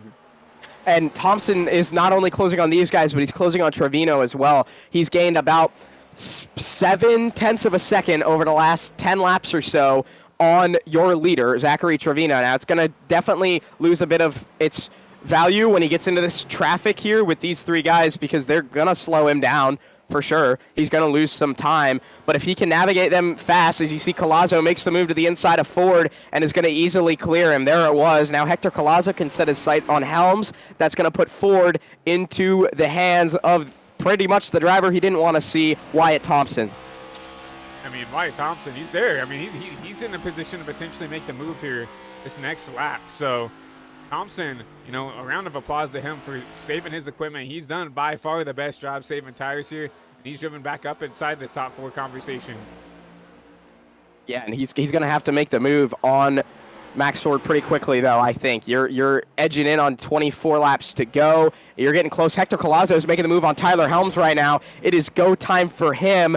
What that makes me think big time, what could Hector Collazo could have done 10 laps earlier if Max Ford wasn't right in front of him, because Hector Collazo just made it get to the inside of Tyler Helms look so easy compared to when Max Ford was trying to do it. I mean, he's going to make the pass work here on Tyler Helms, and if I'm Tyler, do not fight this, right? You have 2 cars battling side by side further on back, the 77 and the 11. Actually, Wyatt Thompson makes the pass now. So now if you're Tyler Helms, you kind of have to play defense on the 77. You have to outpace him. You have to outfinish him. You know, you have to have a better finish than the 77 to give yourself a shot there. Obviously, you know, he comes in, what, 11, and I don't even know how the stage points stack up here versus, you know, a positive negative towards the 3, but you have to keep the 77 behind as long as you can. Yeah, and Tyler Helms has got to be absolutely wondering what he's got to do to cut down this points lead. I mean, he has turned around his day that was going pretty poorly, running really good right now, but now the guy that he needs to make the most points up on is massive in his rearview mirror, and he can pretty much read the lettering on the nose of that 77 machine at the moment. And I don't think it's going to be very long until, if it happens, Wyatt Thompson looks for a move on Tyler Helms. He's all over the back end of the number 3 machine. Oh! Trying to make the move. Tyler Helms up in the outside wall, now side by side for P3. Helms drives it deep into the corner. Thompson's going to give it to him, let him have that entry. get a bit of the lower exit and get the opportunity to go through the dogleg to the inside that time of Helms. Can't quite find it. Still on the back bumper chasing into one. I love this line that the 77s are in here. He'll go up there and get up there, straighten up the exit here, get a huge run down the backstretch here to make it side by side. Once again with the 3 of Helms now, and it really forces Tyler to drive it in super deep, cut off the nose of the 77, and the more he does this, the more he's going to burn off his stuff and allow, Wyatt to potentially set up a move going side by side here through the dogleg. Yeah, and he's running a very similar line to what Helms was running earlier in the race. This time now Thompson does make good use of the dogleg, gets the inside of Helms. Helms on the outside just doesn't quite have the tires to get the power down. Wyatt Thompson makes it look easy. He's up to third, but he is 4 seconds off of Zachary Trevino. That took a lot of time away. 20 laps to go. He's going to need to put the work in. Hector Collazo, though, 2 seconds off the 8 machine. Yeah, I mean, we thought that Hector might have been able to run him down just a little bit, go about a 1/10 of a second slower than the 8 machine. And remember, you have to think about it. Trevino has had this clean air this whole time, and that's going to, help his tires a lot. Hector Collazo had to sit behind those guys that whole time, regardless if he was saving or not. That's going to put more wear on the tires. But something to talk about, Trevino starting to get some lap traffic here. Up the track here, you see about 3 or 4 cars right up the track here. This might slow down your race leader here with 18 to go. Yeah, and that's going to give him that dirty air that he hasn't really gotten to experience much in the last 70 laps or so. But I want to bring your attention to the scoring pylon because Tyler Helms just dropped back to 5th. Max Ford got by him, and he's pulled away 5 or 6 car lengths. Tyler Helms, who looked like maybe he was going to try to, make the most out of the day, now it's quickly unraveling as he's losing more points to Wyatt Thompson. Yeah, Thompson, I think he had a plan of what he needed to do coming in tonight, right? He didn't need to have a great day. He just needed to be better than the rest, right? So, and he's if we don't get a caution here, he's going to do that, right? He's pulling away from Max Ford, pulling away from Tyler Helms, and Kendorian Davis hasn't been in the picture the whole race ever since he got some of that damage in those cautions. He's actually about to get lapped down, yeah. So, not the day that Kendorian needs. So this is probably going to eliminate him from any contention, honestly, from race for a championship at Homestead, and it's terrible, right? He's had a great campaign, didn't get a win, but I mean, this really shows that the speed he's had because he was able to get into the Final Four without a win. That just shows the pace he's had all season. Unfortunately, just one bad race can, in the way that this playoff format is, one bad race can unravel your whole season. Yeah, he's been very consistent, but when you get to the end of it and a race like this is going to be nearly impossible to make up in the championship event. He's going to need a lot of bad luck. He's going to need a lot of drivers who had really good days today to have similar days to what he had today next week. So it's going to be hard. It's going to be difficult, and I don't know. This is, like we said earlier on in the broadcast, this is almost your time to either make or break for some of these guys. And there might be something wrong with the 3's car here. He's back to P7 now. Foley has gotten around. Nicholas Rode has gotten around. And I'm almost wondering if he got the tire warning, right? Like, hey, and he's really backing it down now to try to just get it to the end. I actually heard what it was. They said it over Tyler Helms said it over the radio. He asked for a black flag clear, and you might be wondering why. Well, he had a meatball. So I think one of the times he got the wall, he gave it pretty significant suspension damage, and he had to get that cleared so he could keep running, which the admins did. They were fine with that because that's a black flag that doesn't necessarily need. His car could still run. He's just off the pace, and you could see how much he is bleeding time. So while Kendorian Davis is losing a lot of points today, Tyler Helms, he is in the exact same boat at this point in the race.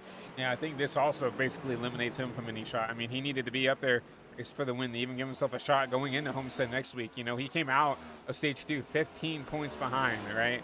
And now he's just continuing to bleed spots here and bleed time and, bleed opportunities for him. Obviously, caution would be life-changing for this 3 machine, but with everybody so spread out, I don't see that coming. Fingers crossed. And Tyler Helms has used his fast repair. You can correct me if I'm wrong, but I'm pretty sure he has. So that's what else can he really do? You can get that repaired, but a meatball flag it's gonna be a lot of damage. Caution is out. Wow. Nickel, That changes everything. that road? I see him in the pits. It was Nicholas Road and Chase George. Wow. It was a dispute over the dog leg. Take a look here. See the 29. Here going into 3 and 4. I'm trying to find where the 16 comes into the picture here. Oh, here he is in the back. So I think he might have fresh tires by the looks of the pace here. Yeah. 29 wanted to use the dog leg. The 16 didn't. They come together. And, yeah, as you said right there, dispute over the dog leg. And that's kind of the bad part of the kind of frustrating part about Phoenix is you'll want guys who want it. You'll have other guys who don't. And unfortunately, kind of rules reverse there. The guy on the bottom didn't want to take it. The guy on the top did. But that changes everything, right? Here comes everybody down pit road. This gives an opportunity for Max Ford to potentially come back here and try to race for a win. Yeah, and now he's got the fresh tires. He can just go as hard as he needs to, and like he did earlier in the race, I think that's going to be really good for him. Zachary Trevino, really good stop. He's going to come out with the lead. How about this? Isaiah Fox in the 09 machine. He's going to come out, I think, right behind Trevino. He just jumped a couple spots. That looks like 2-tire stop for Trevino and Isaiah Fox. So I think Hector Collazo may have sped. Hector Collazo, EOL, speeding on pit road. That is heartbreaking for the pace he had tonight. But obviously 9 to go. We can get some cautions, right? We know everybody's going to push to the limit here. A very uphill battle for the 45, but potentially a he's got a lot of speed. I would say the unfortunate thing is it seems like Hector Collazo seemed to have the speed in the long run more recently. He had some short run speed earlier in the race, but we'll see what he's going to be able to do. Obviously going to be hoping for some cautions. One driver did stay out. Joseph Enright in the 57. He has stayed out. 55 lap-full tires on that 57 machine. So we talked about that. The 45 needs a caution. Probably the 3 needs a caution. We're looking probably at the central point. We're looking at the eye of the hurricane potentially with this 57 machine. I'm interested to see how he can keep up here and not, get ran over. But you see the lights off on the pace car. It'll be a Chevy front row for the first time here from Phoenix. It'll be the 57 of Joseph Enright staying out on track, and then the 8 of Zachary Trevino. Took 2 tires to keep the race lead here. We'll get ready to go back inside the O'Reilly parts restart zone. Get the 7 to go here. This is the battle of strategies. 7 laps to go into the restart zone. Enright's going to fire. Trevino's going to try and get it. Enright cuts down to the dog leg, and he's going to drop to the back. Just gives it away. Zachary Trevino gets the lead comfortably, and behind him, the battle is on. Isaiah Fox trying to hold off championship contenders. Thompson just got moved in the middle of 1 and 2. At the 8, Travis Prather moved the 77 out of the way, said, hey, I have a chance at the podium. I'm going to take it. Now you see the top 3. That's going to be Trevino, Isaiah Fox, Max Ford, Prather rounding out your fast forward. Yeah, this is exactly what Max Ford wants to see. He has got a great opportunity to make some points up now on Trevino, where prior to this caution, he didn't, not on Trevino, sorry, on Thompson. Prior to this caution, he didn't quite have that. So he's going to try to now look at the back bumper of Isaiah Fox and see if he can get into the second spot, coming to the 5 to go. And 5 to go here. Zachary Trevino continuing to pull away little by little here over the rest of the field here is Isaiah Fox kind of putting a little kink in the spring here, trying to hold everybody back on from second on back. And remember, Fox and Trevino both have 2 tires. Now Ford jumps to the inside of the Chevy 09 machine. Off turn 2, can't quite keep up with the momentum on the high side. Here comes Wyatt Thompson now, and Ford dives it deep into 3 and 4. Here comes Collazo trying to make a move on the 77. So we know he's hungry to go and try to race for a podium. He's already back up inside the top 5. Trevino continues to drive away, pulling away on the Chevy and Toyota behind him. And Ford, he's back in a similar situation he was 30 laps ago, having to worry about the car in front of him, but can't keep his eyes out of the mirror as he has his main championship competitor right on his back bumper. He's trying to be cordial with this 09. Cannot afford to get a caution and let everybody stack themselves back up. But look at this. Tyler Helms back up in the P6 position after getting a meatball, right? I mean, what a way to at least stop the bleeding here. If he could keep that car back up there in P6. And Ford just slid job Isaiah Fox, and he got a bit of contact out of it. Four Wide. straight away. Contact. Thompson into the inside wall. Wow. Championship leader Wyatt Thompson goes spinning down the back straightaway and into the inside wall. We'll go into NASCAR overtime. We'll have to take a look at that. We saw the slide job by the 11 of Max Ford kind of kink up the whole field there, and that allowed that 4 wide move by, it looks like the 45 of Palazzo there. Kind of kinked up everything up here, and you'll see the slide job by the 11, a crossover by the 09. Did the 09 actually put the bumper? I don't think he was happy with that, and that just stacked up everybody. And you see 4 wide here, the 09 coming down during the 77. 77 just kind of unfortunately got spun off the bumper of the 45 of Collazo. Collazo, little half spin there, but keeps it going. Yeah, Isaiah Fox unfortunately kind of got a little bit squirrely in the middle and kind of just had a ping pong effect. Kind of reminds me of the old NASCAR heat games where you kind of just hit the one guy on the outside. It looked like maybe he was going up for a side draft or something, and the contact with Max Ford just sent him down into Wyatt Thompson, and at that point, it was all momentum, and unfortunately, the momentum went against the 77 machine. Luckily for Wyatt. Well, maybe. It looks like he's taking a set of tires, but he did have that fast repair sitting in pit road. At this point, you might as well use it. As we'll go into NASCAR overtime here in the penultimate race of the season here for the PRS Cup Series. I mean, this is huge for Max Ford, right? Yeah, this is big. Yeah, if Thompson cannot get back to the field, I will give the points lead to Max Ford if he can stay up inside that top 3. But look at this, Tyler Helms back up to P3. Yeah, and how about that? Tyler Helms, this was literally a day where multiple times I think we said there's a good chance he's out of it. And he has just proved us wrong, gotten to the front, sitting in 3rd right now. Now, the nice thing is coming in, the closest driver that he had to catch was Max Ford. Those points have probably spread out a little bit as Ford got some better stage points, but Tyler Helms is doing a great job, and he might be able to close in big time on Wyatt Thompson. We could possibly have a 3-car race for this championship next week, but we have 2 laps to decide the fate of these guys for tonight. It looks like live points right now. Well, not live, but after the stage 1, Tyler Helms back 15 points. If he can go up there, at least get a podium, maybe even if he has to do something dirty to get around the 8 of Trevino. Remember, Trevino's a big reason why he's in the spot he is now. After that caution, Yeah. Trevino, put him up in the outside wall, damaging his car, right? You might see Tyler Helms repay the favor here coming to NASCAR overtime. We'll just have to see here. But once again, Chevy, Toyota, front row, it's going to be Trevino. Max Ford back into the restart zone.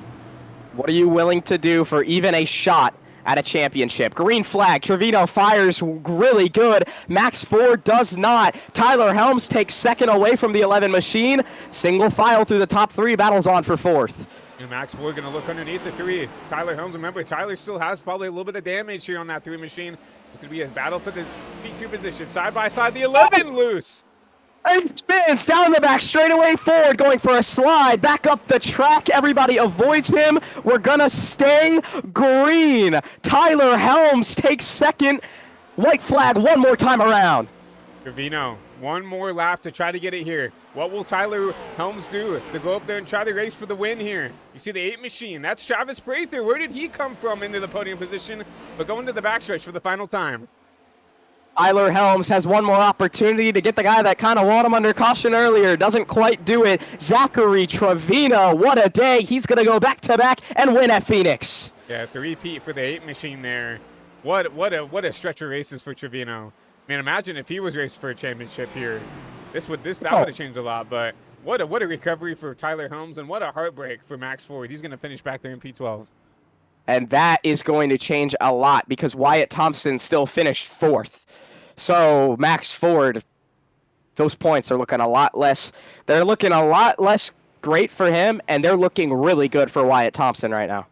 Yeah, I mean, Tyler Helms, he'll close the gap a little bit, but I mean, not maybe 13, right, points. And then obviously Max Ford really gave away a lot of points there at the end trying to race for P2. And that's something you might have to look further back on. And he'll be shaking his head about this one because he had an opportunity to, even if it's just get third or fourth, he keep himself within striking distance there going into Homestead. Yeah, and there's a lot of things he could think about. Definitely, hoping for a caution maybe there, and it didn't fly, but he, unfortunately, the bet is made, and he's going to have to live with it next week. But Zachary Trevino is going to get to burn it down here on the front stretch at Phoenix. Now, what a dominating win for Zachary, right? Took the lead, never gave it up, quite literally. So we've seen this happen before with this 8 machine, and he's just been on a roll here. We talk about Wyatt Thompson winning 4 in a row earlier in the season. This is 3 in a row for the 8 machine. Yeah, and like you said, if he was running for a championship, I think there would be a lot more of a shift in the points. That's all I'll say. No, I definitely agree. And you look at. I'm trying to think of a comparable way of what Zachary Trevino is right now, right? You look at maybe like an SVG, right? Back before he was good, right? I mean, SVG's, he's top 10 in points right now, I believe. So, but you look at this of someone who really isn't going to be a contender for a championship coming in here and taking wins away. This is exactly what I kind of see in this number 8 machine. Yeah, he's kind of the playoff spoiler, and he's doing a really good job at it. I'll say that. Gets to park it on that checkered yellow and black start-finish line, and we'll get a word with him here shortly. Go ahead and talk to the driver of the 8 machine. Let's see if we can pull in Zachary Trevino up here in the HVTV booth. Hey, Zachary, it's Christian up and Peter up here in the HVTV booth. You got a copy? Yep, I got you. Well, 3 in a row for you and this whole 8 team. Obviously, we saw you won last week in that 8 machine. Obviously, a very emotional day for you and that whole 8 team. But to come here and do a 3-peat here in the PRS Cup Series, what's the feeling here coming out of Phoenix? Oh man, it's amazing. Just doing it for my favorite driver. That was a very stressful race. I was very stressed at the end there. I took 2. It worked out though. It made the car looser. I stuck it, and everything just worked out for me in my favor. Hey, what's going through your head there when that caution comes out, especially after leading so much of the race and having such a big lead?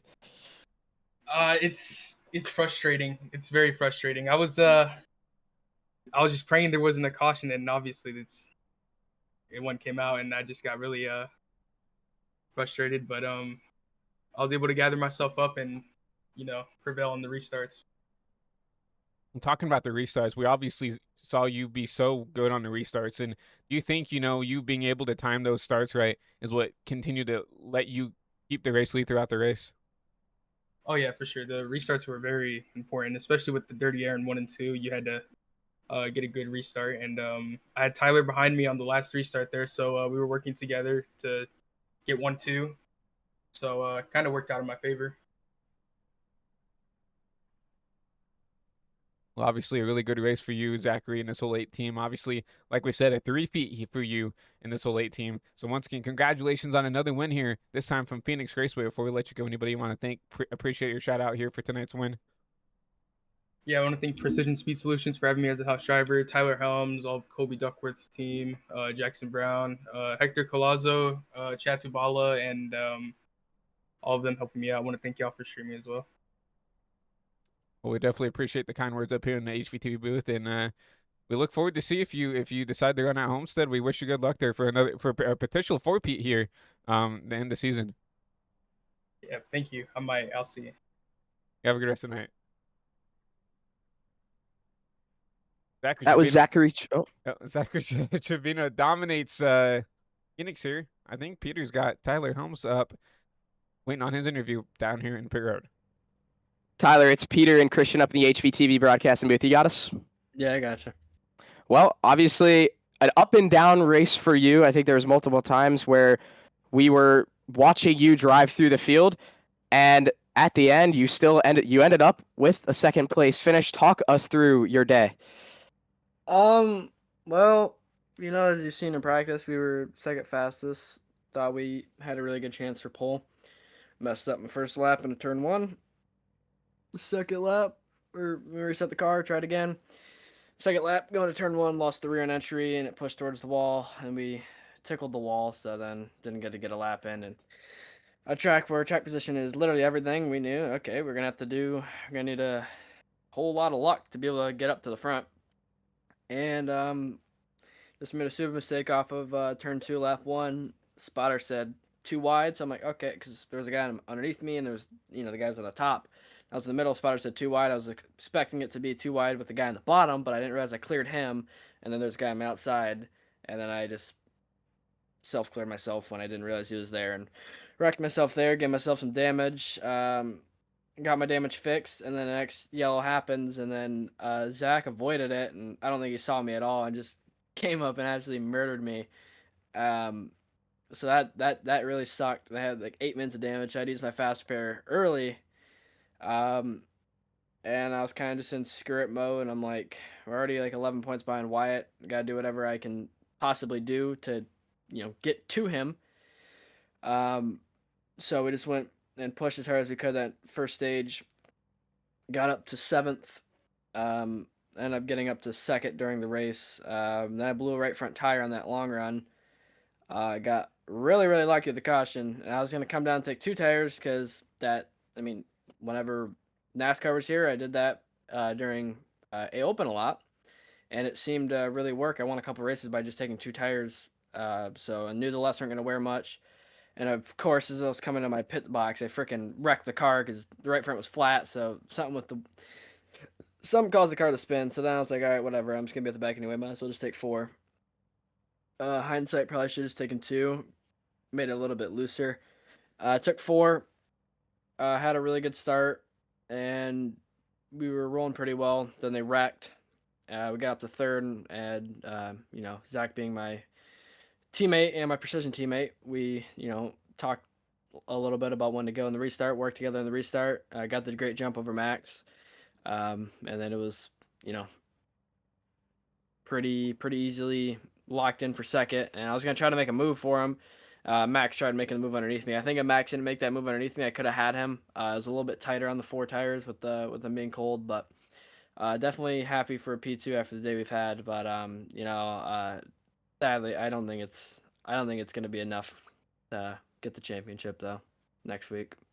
Obviously an up and down day for you here from Phoenix, but coming home P2, obviously, yeah, you will close the gap a little bit. I think you'll get it down to 13 points going into Homestead, but obviously, you've talked about your struggles with Homestead. Is there any preparation, potentially put a little bit more time into it to potentially see if you can get an edge over that 77 machine? Well, we're going to be saying a lot of prayers because just Homestead doesn't work with me in the Cup car. I don't know. I might run some laps during the week. It's not like I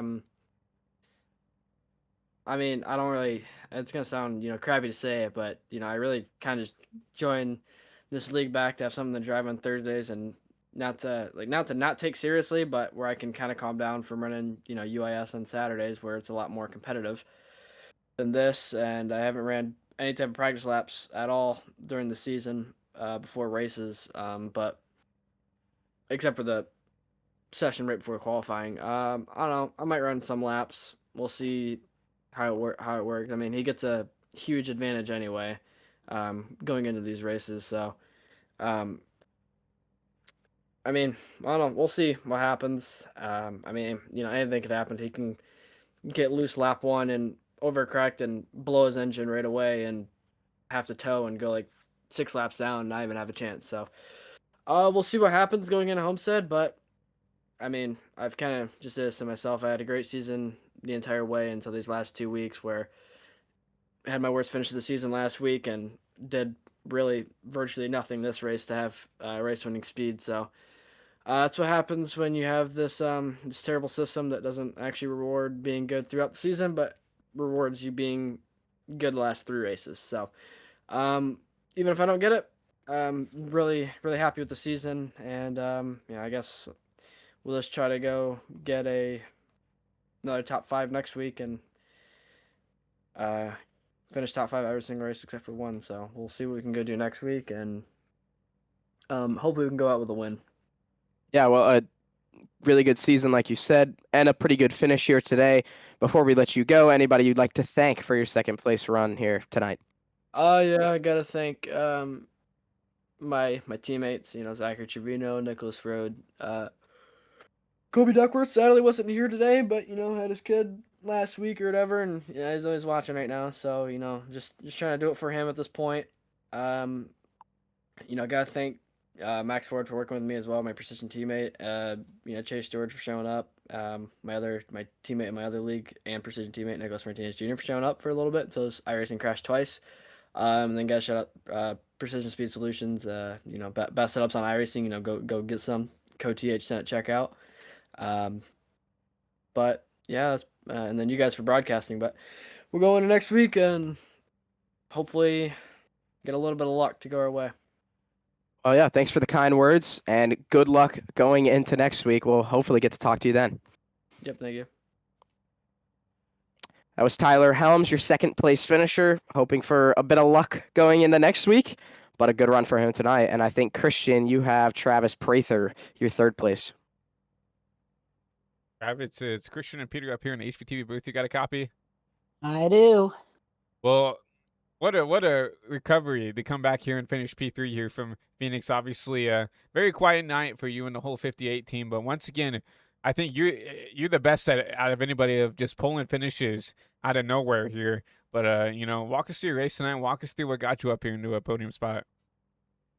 So basically, it started terribly. I never qualify because there's always chaos at the beginning. Unfortunately, I was caught up in it. And then when we got the long run, I got into it with Ken, and that all happened. But then when that caution came out, I was one of the best on tires going into it, so that was a little annoying. But I don't know, I full sent it on those final restarts because I had nothing to lose, and it worked out for me. Yeah, obviously it did work out. I'd say a podium worked out pretty good. How were you feeling before that caution came out? Obviously, you said you had really good tires. Do you think you had any chance at getting a couple more spots out of that, or do you think the caution, really was your biggest benefactor there?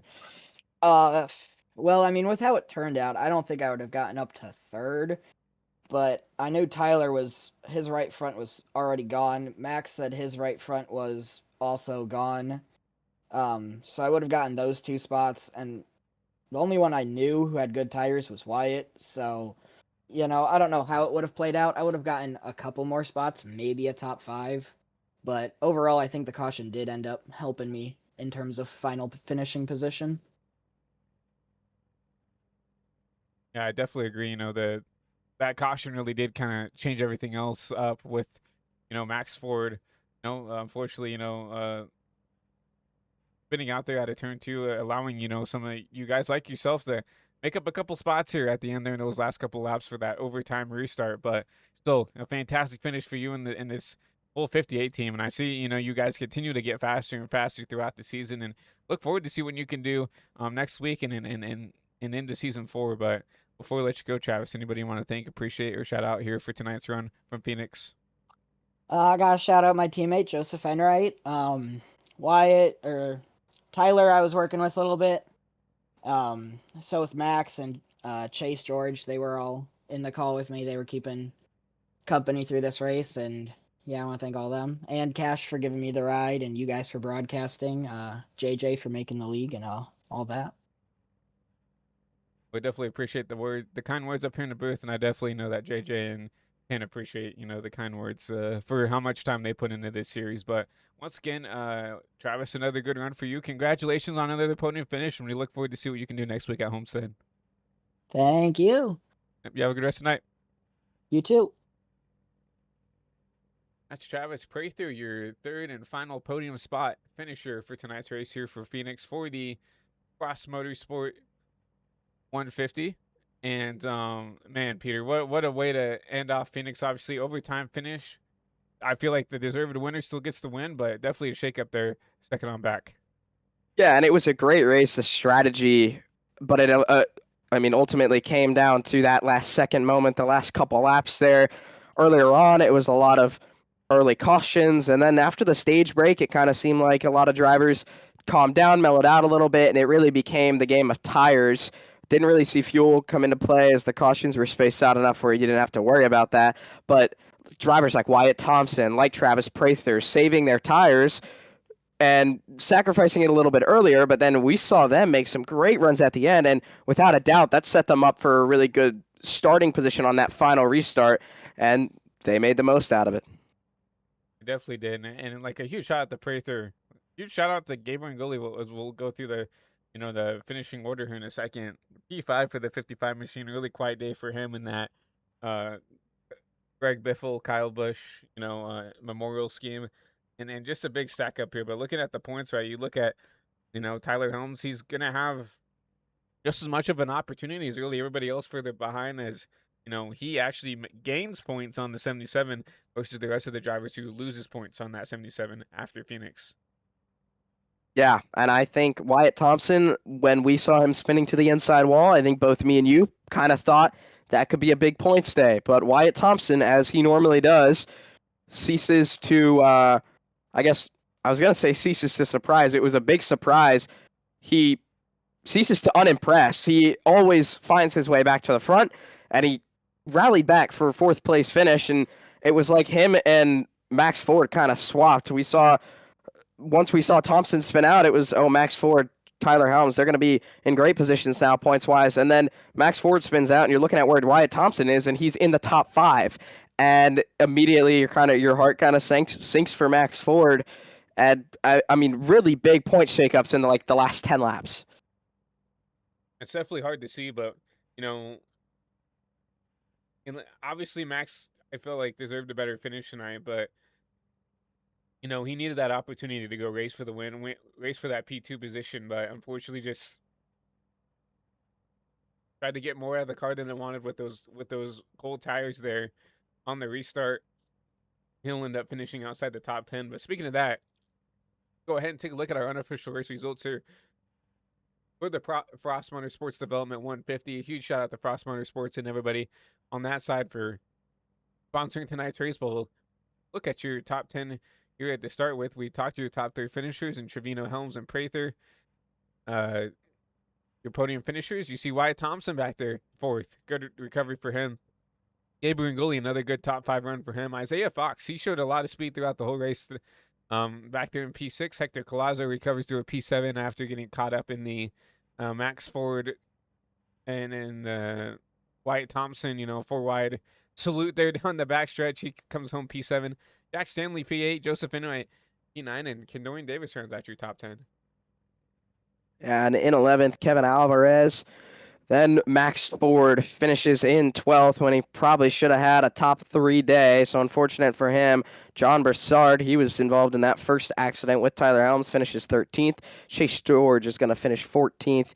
And then your cars who didn't finish, Nicholas Rode in 15th. Chad Tabula, 16th. Nicholas Martinez Jr., he had issues with his sim crashing multiple times, finishes 17th.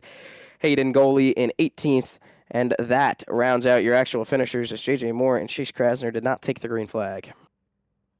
Definitely an interesting race to say nonetheless. But, Peter, we move on to Homestead, our finale here for the PRS Cup Series. And obviously a very important track here, not only for the PRS Cup Series, but for, the IRL NASCAR schedules, as Homestead is now, once again, the home track for the finale here in the next coming years. And obviously, a good way to wrap up Season 3 here for the PRS Cup Series. Yeah, and I think it's going to be important to look at who's going to be strong there. Obviously, Wyatt Thompson's going to be really strong, as he always is, and he's got the benefit of having the points lead going into it. But Max Ford, I mean, he's got 2 wins on mile and a halfs this year, Chicagoland and Charlotte, and he's coming in to Homestead with a bit of a deficit that he's going to have to make up, unfortunately. But he's shown a lot of speed on those mile and a halfs. And for the speed he had tonight, I think that he's going to have a lot of momentum going into next week. I think that Kendorian Davis is kind of out of it at this point. I don't know what he's really going to be able to do. with the really unfortunate day he had, I mean, it's rare that you don't get to see Kendorian Davis really inside the top 5. And just an uncharacteristic couple of weeks for Endorian, and really for the whole field outside of Wyatt Thompson, right? You saw Tyler Holmes struggle at Texas, and then he comes home and finishes in P2 where he usually does, and you see Max Ford struggle at Texas, and then unfortunately have an incident there going to the white, putting himself back at P12. And really, Wyatt Thompson is the only guy who's really consistently, he had a podium last week at Texas, and he comes home P4 tonight. And that's exactly what you need to do here in these round style things, right? Especially when it comes down to the nitty gritty, is just come out here and have good finishes at the end of the season. Yeah, it's all about consistency. And while I guess it's not the modern playoff system anymore because we're back to the chase in real NASCAR, but the playoff system, let's say they used last year, that rewards a lot of winning and stuff like that. When you have a playoff system like the PRS Cup Series uses, where it's a playoff system, but the rounds are multiple races, including the final round, it does reward that consistency to a degree. And that's where Wyatt Thompson is being able to pull away with points right now, where he hasn't won a race since Atlanta. His playoffs haven't been incredible, especially compared to Tyler Helms, who has multiple wins in the playoffs this season. But I think that there's that part of consistency that Wyatt Thompson excels at so well, just being able to have the car for the end of the race. Yeah, I mean, that's ultimately what you need here, especially in these last couple of weeks, to put yourself as a favorite here for the championship going into Homestead. And Wyatt's just done an exceptional job, right? If he's got a top 3 car, he'll finish 3rd, right? If he has a winning car, he'll go try to race for the win, but he won't put himself in a bad spot to, get wrecked or put himself in a spot to be wrecked. Obviously, that wreck he got caught up in at the end there wasn't even his fault. He was just in the 4 wide pack and got toward down the track. Unfortunately, he got spun off the nose of the 45 of Collazo, and that wasn't Hector's fault either. It was just the 09 just kind of getting spooked and ping-ponging off the guys around him. But once again, Wyatt Thompson able to capitalize, come home P4. A good finish for Tyler Helms nonetheless. Unfortunately, I think he just lost so many points in Texas. It's going to be an uphill battle going into Homestead. Yeah, and it's going to be an exciting one for sure. A lot has been teed up. It's going to be a difficult one for the 3 drivers behind Wyatt Thompson. And if Thompson plays his cards right, it could be a pretty easy race for him, and he could kind of walk away with it. But I'm sure nobody is going to want to let him have that. Exactly. I feel like it's those drivers have to be even more ambitious to put Wyatt in bad spots, to potentially put himself in a spot where he wrecks or gets caught up in a wreck, right? Because that's going to be really the only chance that Tyler Helms, Max Ford, and Dorian Davis is going to have to even have a shot to even close the gap to the number 77 machine, is just by putting him in bad spots the whole race. And that's the only thing that I feel like they can do, right? Obviously, they're going to want to go up there and win and maybe finish out the season well, but anytime you get around that 77, they're just going to have to continue to put him in bad spots to potentially force him into a mistake. Yeah, and that's kind of what Tyler Helms was hoping for, and it's unfortunate, I'm sure Helms hates this too, having to go into the finale with hope as your strategy, and it's never a good strategy, but his options are kind of limited. He needs what he can do. I think Tyler Helms knows what he needs to do. He needs to statistically have the best points day possible, but he also needs Wyatt Thompson to have a not good day, and that is mostly out of his hands. So it's not a great feeling as a championship competitor, because it is nothing you can control, and it can be a little difficult to accept that, because especially with somebody like Wyatt Thompson, who has been so consistent this season, the chances that his bad race comes next week, I guess the chances are better than they were. At some point he's got to have a bad race, right? But I don't know, if with the season he's had, I wouldn't bank on that. No, I definitely agree, Peter. It's gonna take a lot, because we've seen how strong he's been at Homestead. It's gonna take a lot for him to get knocked off the the championship podium for season 3 here in the PRS Cup Series. But it's gonna be interesting to see. But we have to get there first, right? So, first of all, we thank everybody for coming out and watching tonight's stream and broadcast. Life Ops said we appreciate you chiming in the chat. typing in the chat like you always do, interacting with the fans at home, and we appreciate everything you do for the network as well. But obviously tomorrow, looking into the future, we have the AWC Pro Series as they approach the end of their season, as we only have 4 races left in that series, as we go to Milwaukee. And then on Saturday, we go to the Ice and F Cup Series, as we are going to be broadcasting their Coke 600, all 400 laps there that Saturday afternoon. And then we'll be right back around the corner here on Monday for the UIS Senate Motors Truck Series there as they start their Week 4 campaign. But for myself and Peter Terrio, once again, Peter, we thank you for coming up here in the booth. And any last final words before we call the night here from Phoenix? Happy to be here. Always happy for the opportunity. I don't get to do it very much, but it's always nice to be able to hop in with you, Christian, and get to call a great race on HVTV. I couldn't have said it better myself, but for myself and Peter Terrio up here in the HVTV booth, we appreciate it for coming out and watching the night's race, Week 18, here from Phoenix. But once again, we appreciate everybody for coming out. Enjoy the rest of your Thursday. And once again, you've been watching a high-velocity TV production of the PRS Cup Series. Premier Racing Setups is the longest running setup shop on iRacing. Our monthly subscription options start as low as $20 a month. We offer setups for dirt oval, asphalt oval, and road racing, covering a wide range of cars and skill levels.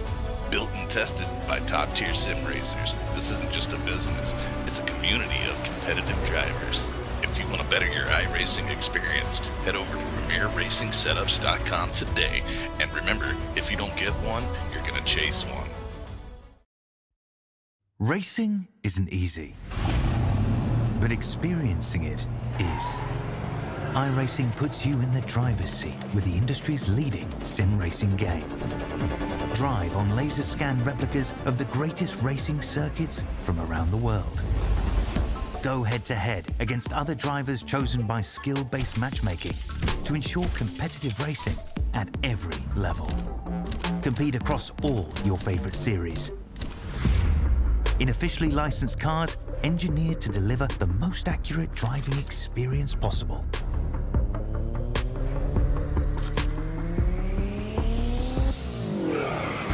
Join a race or host your own with players from across the globe. Race against the computer or in a league with friends. Feel the thrill behind the wheel. Visit iRacing.com.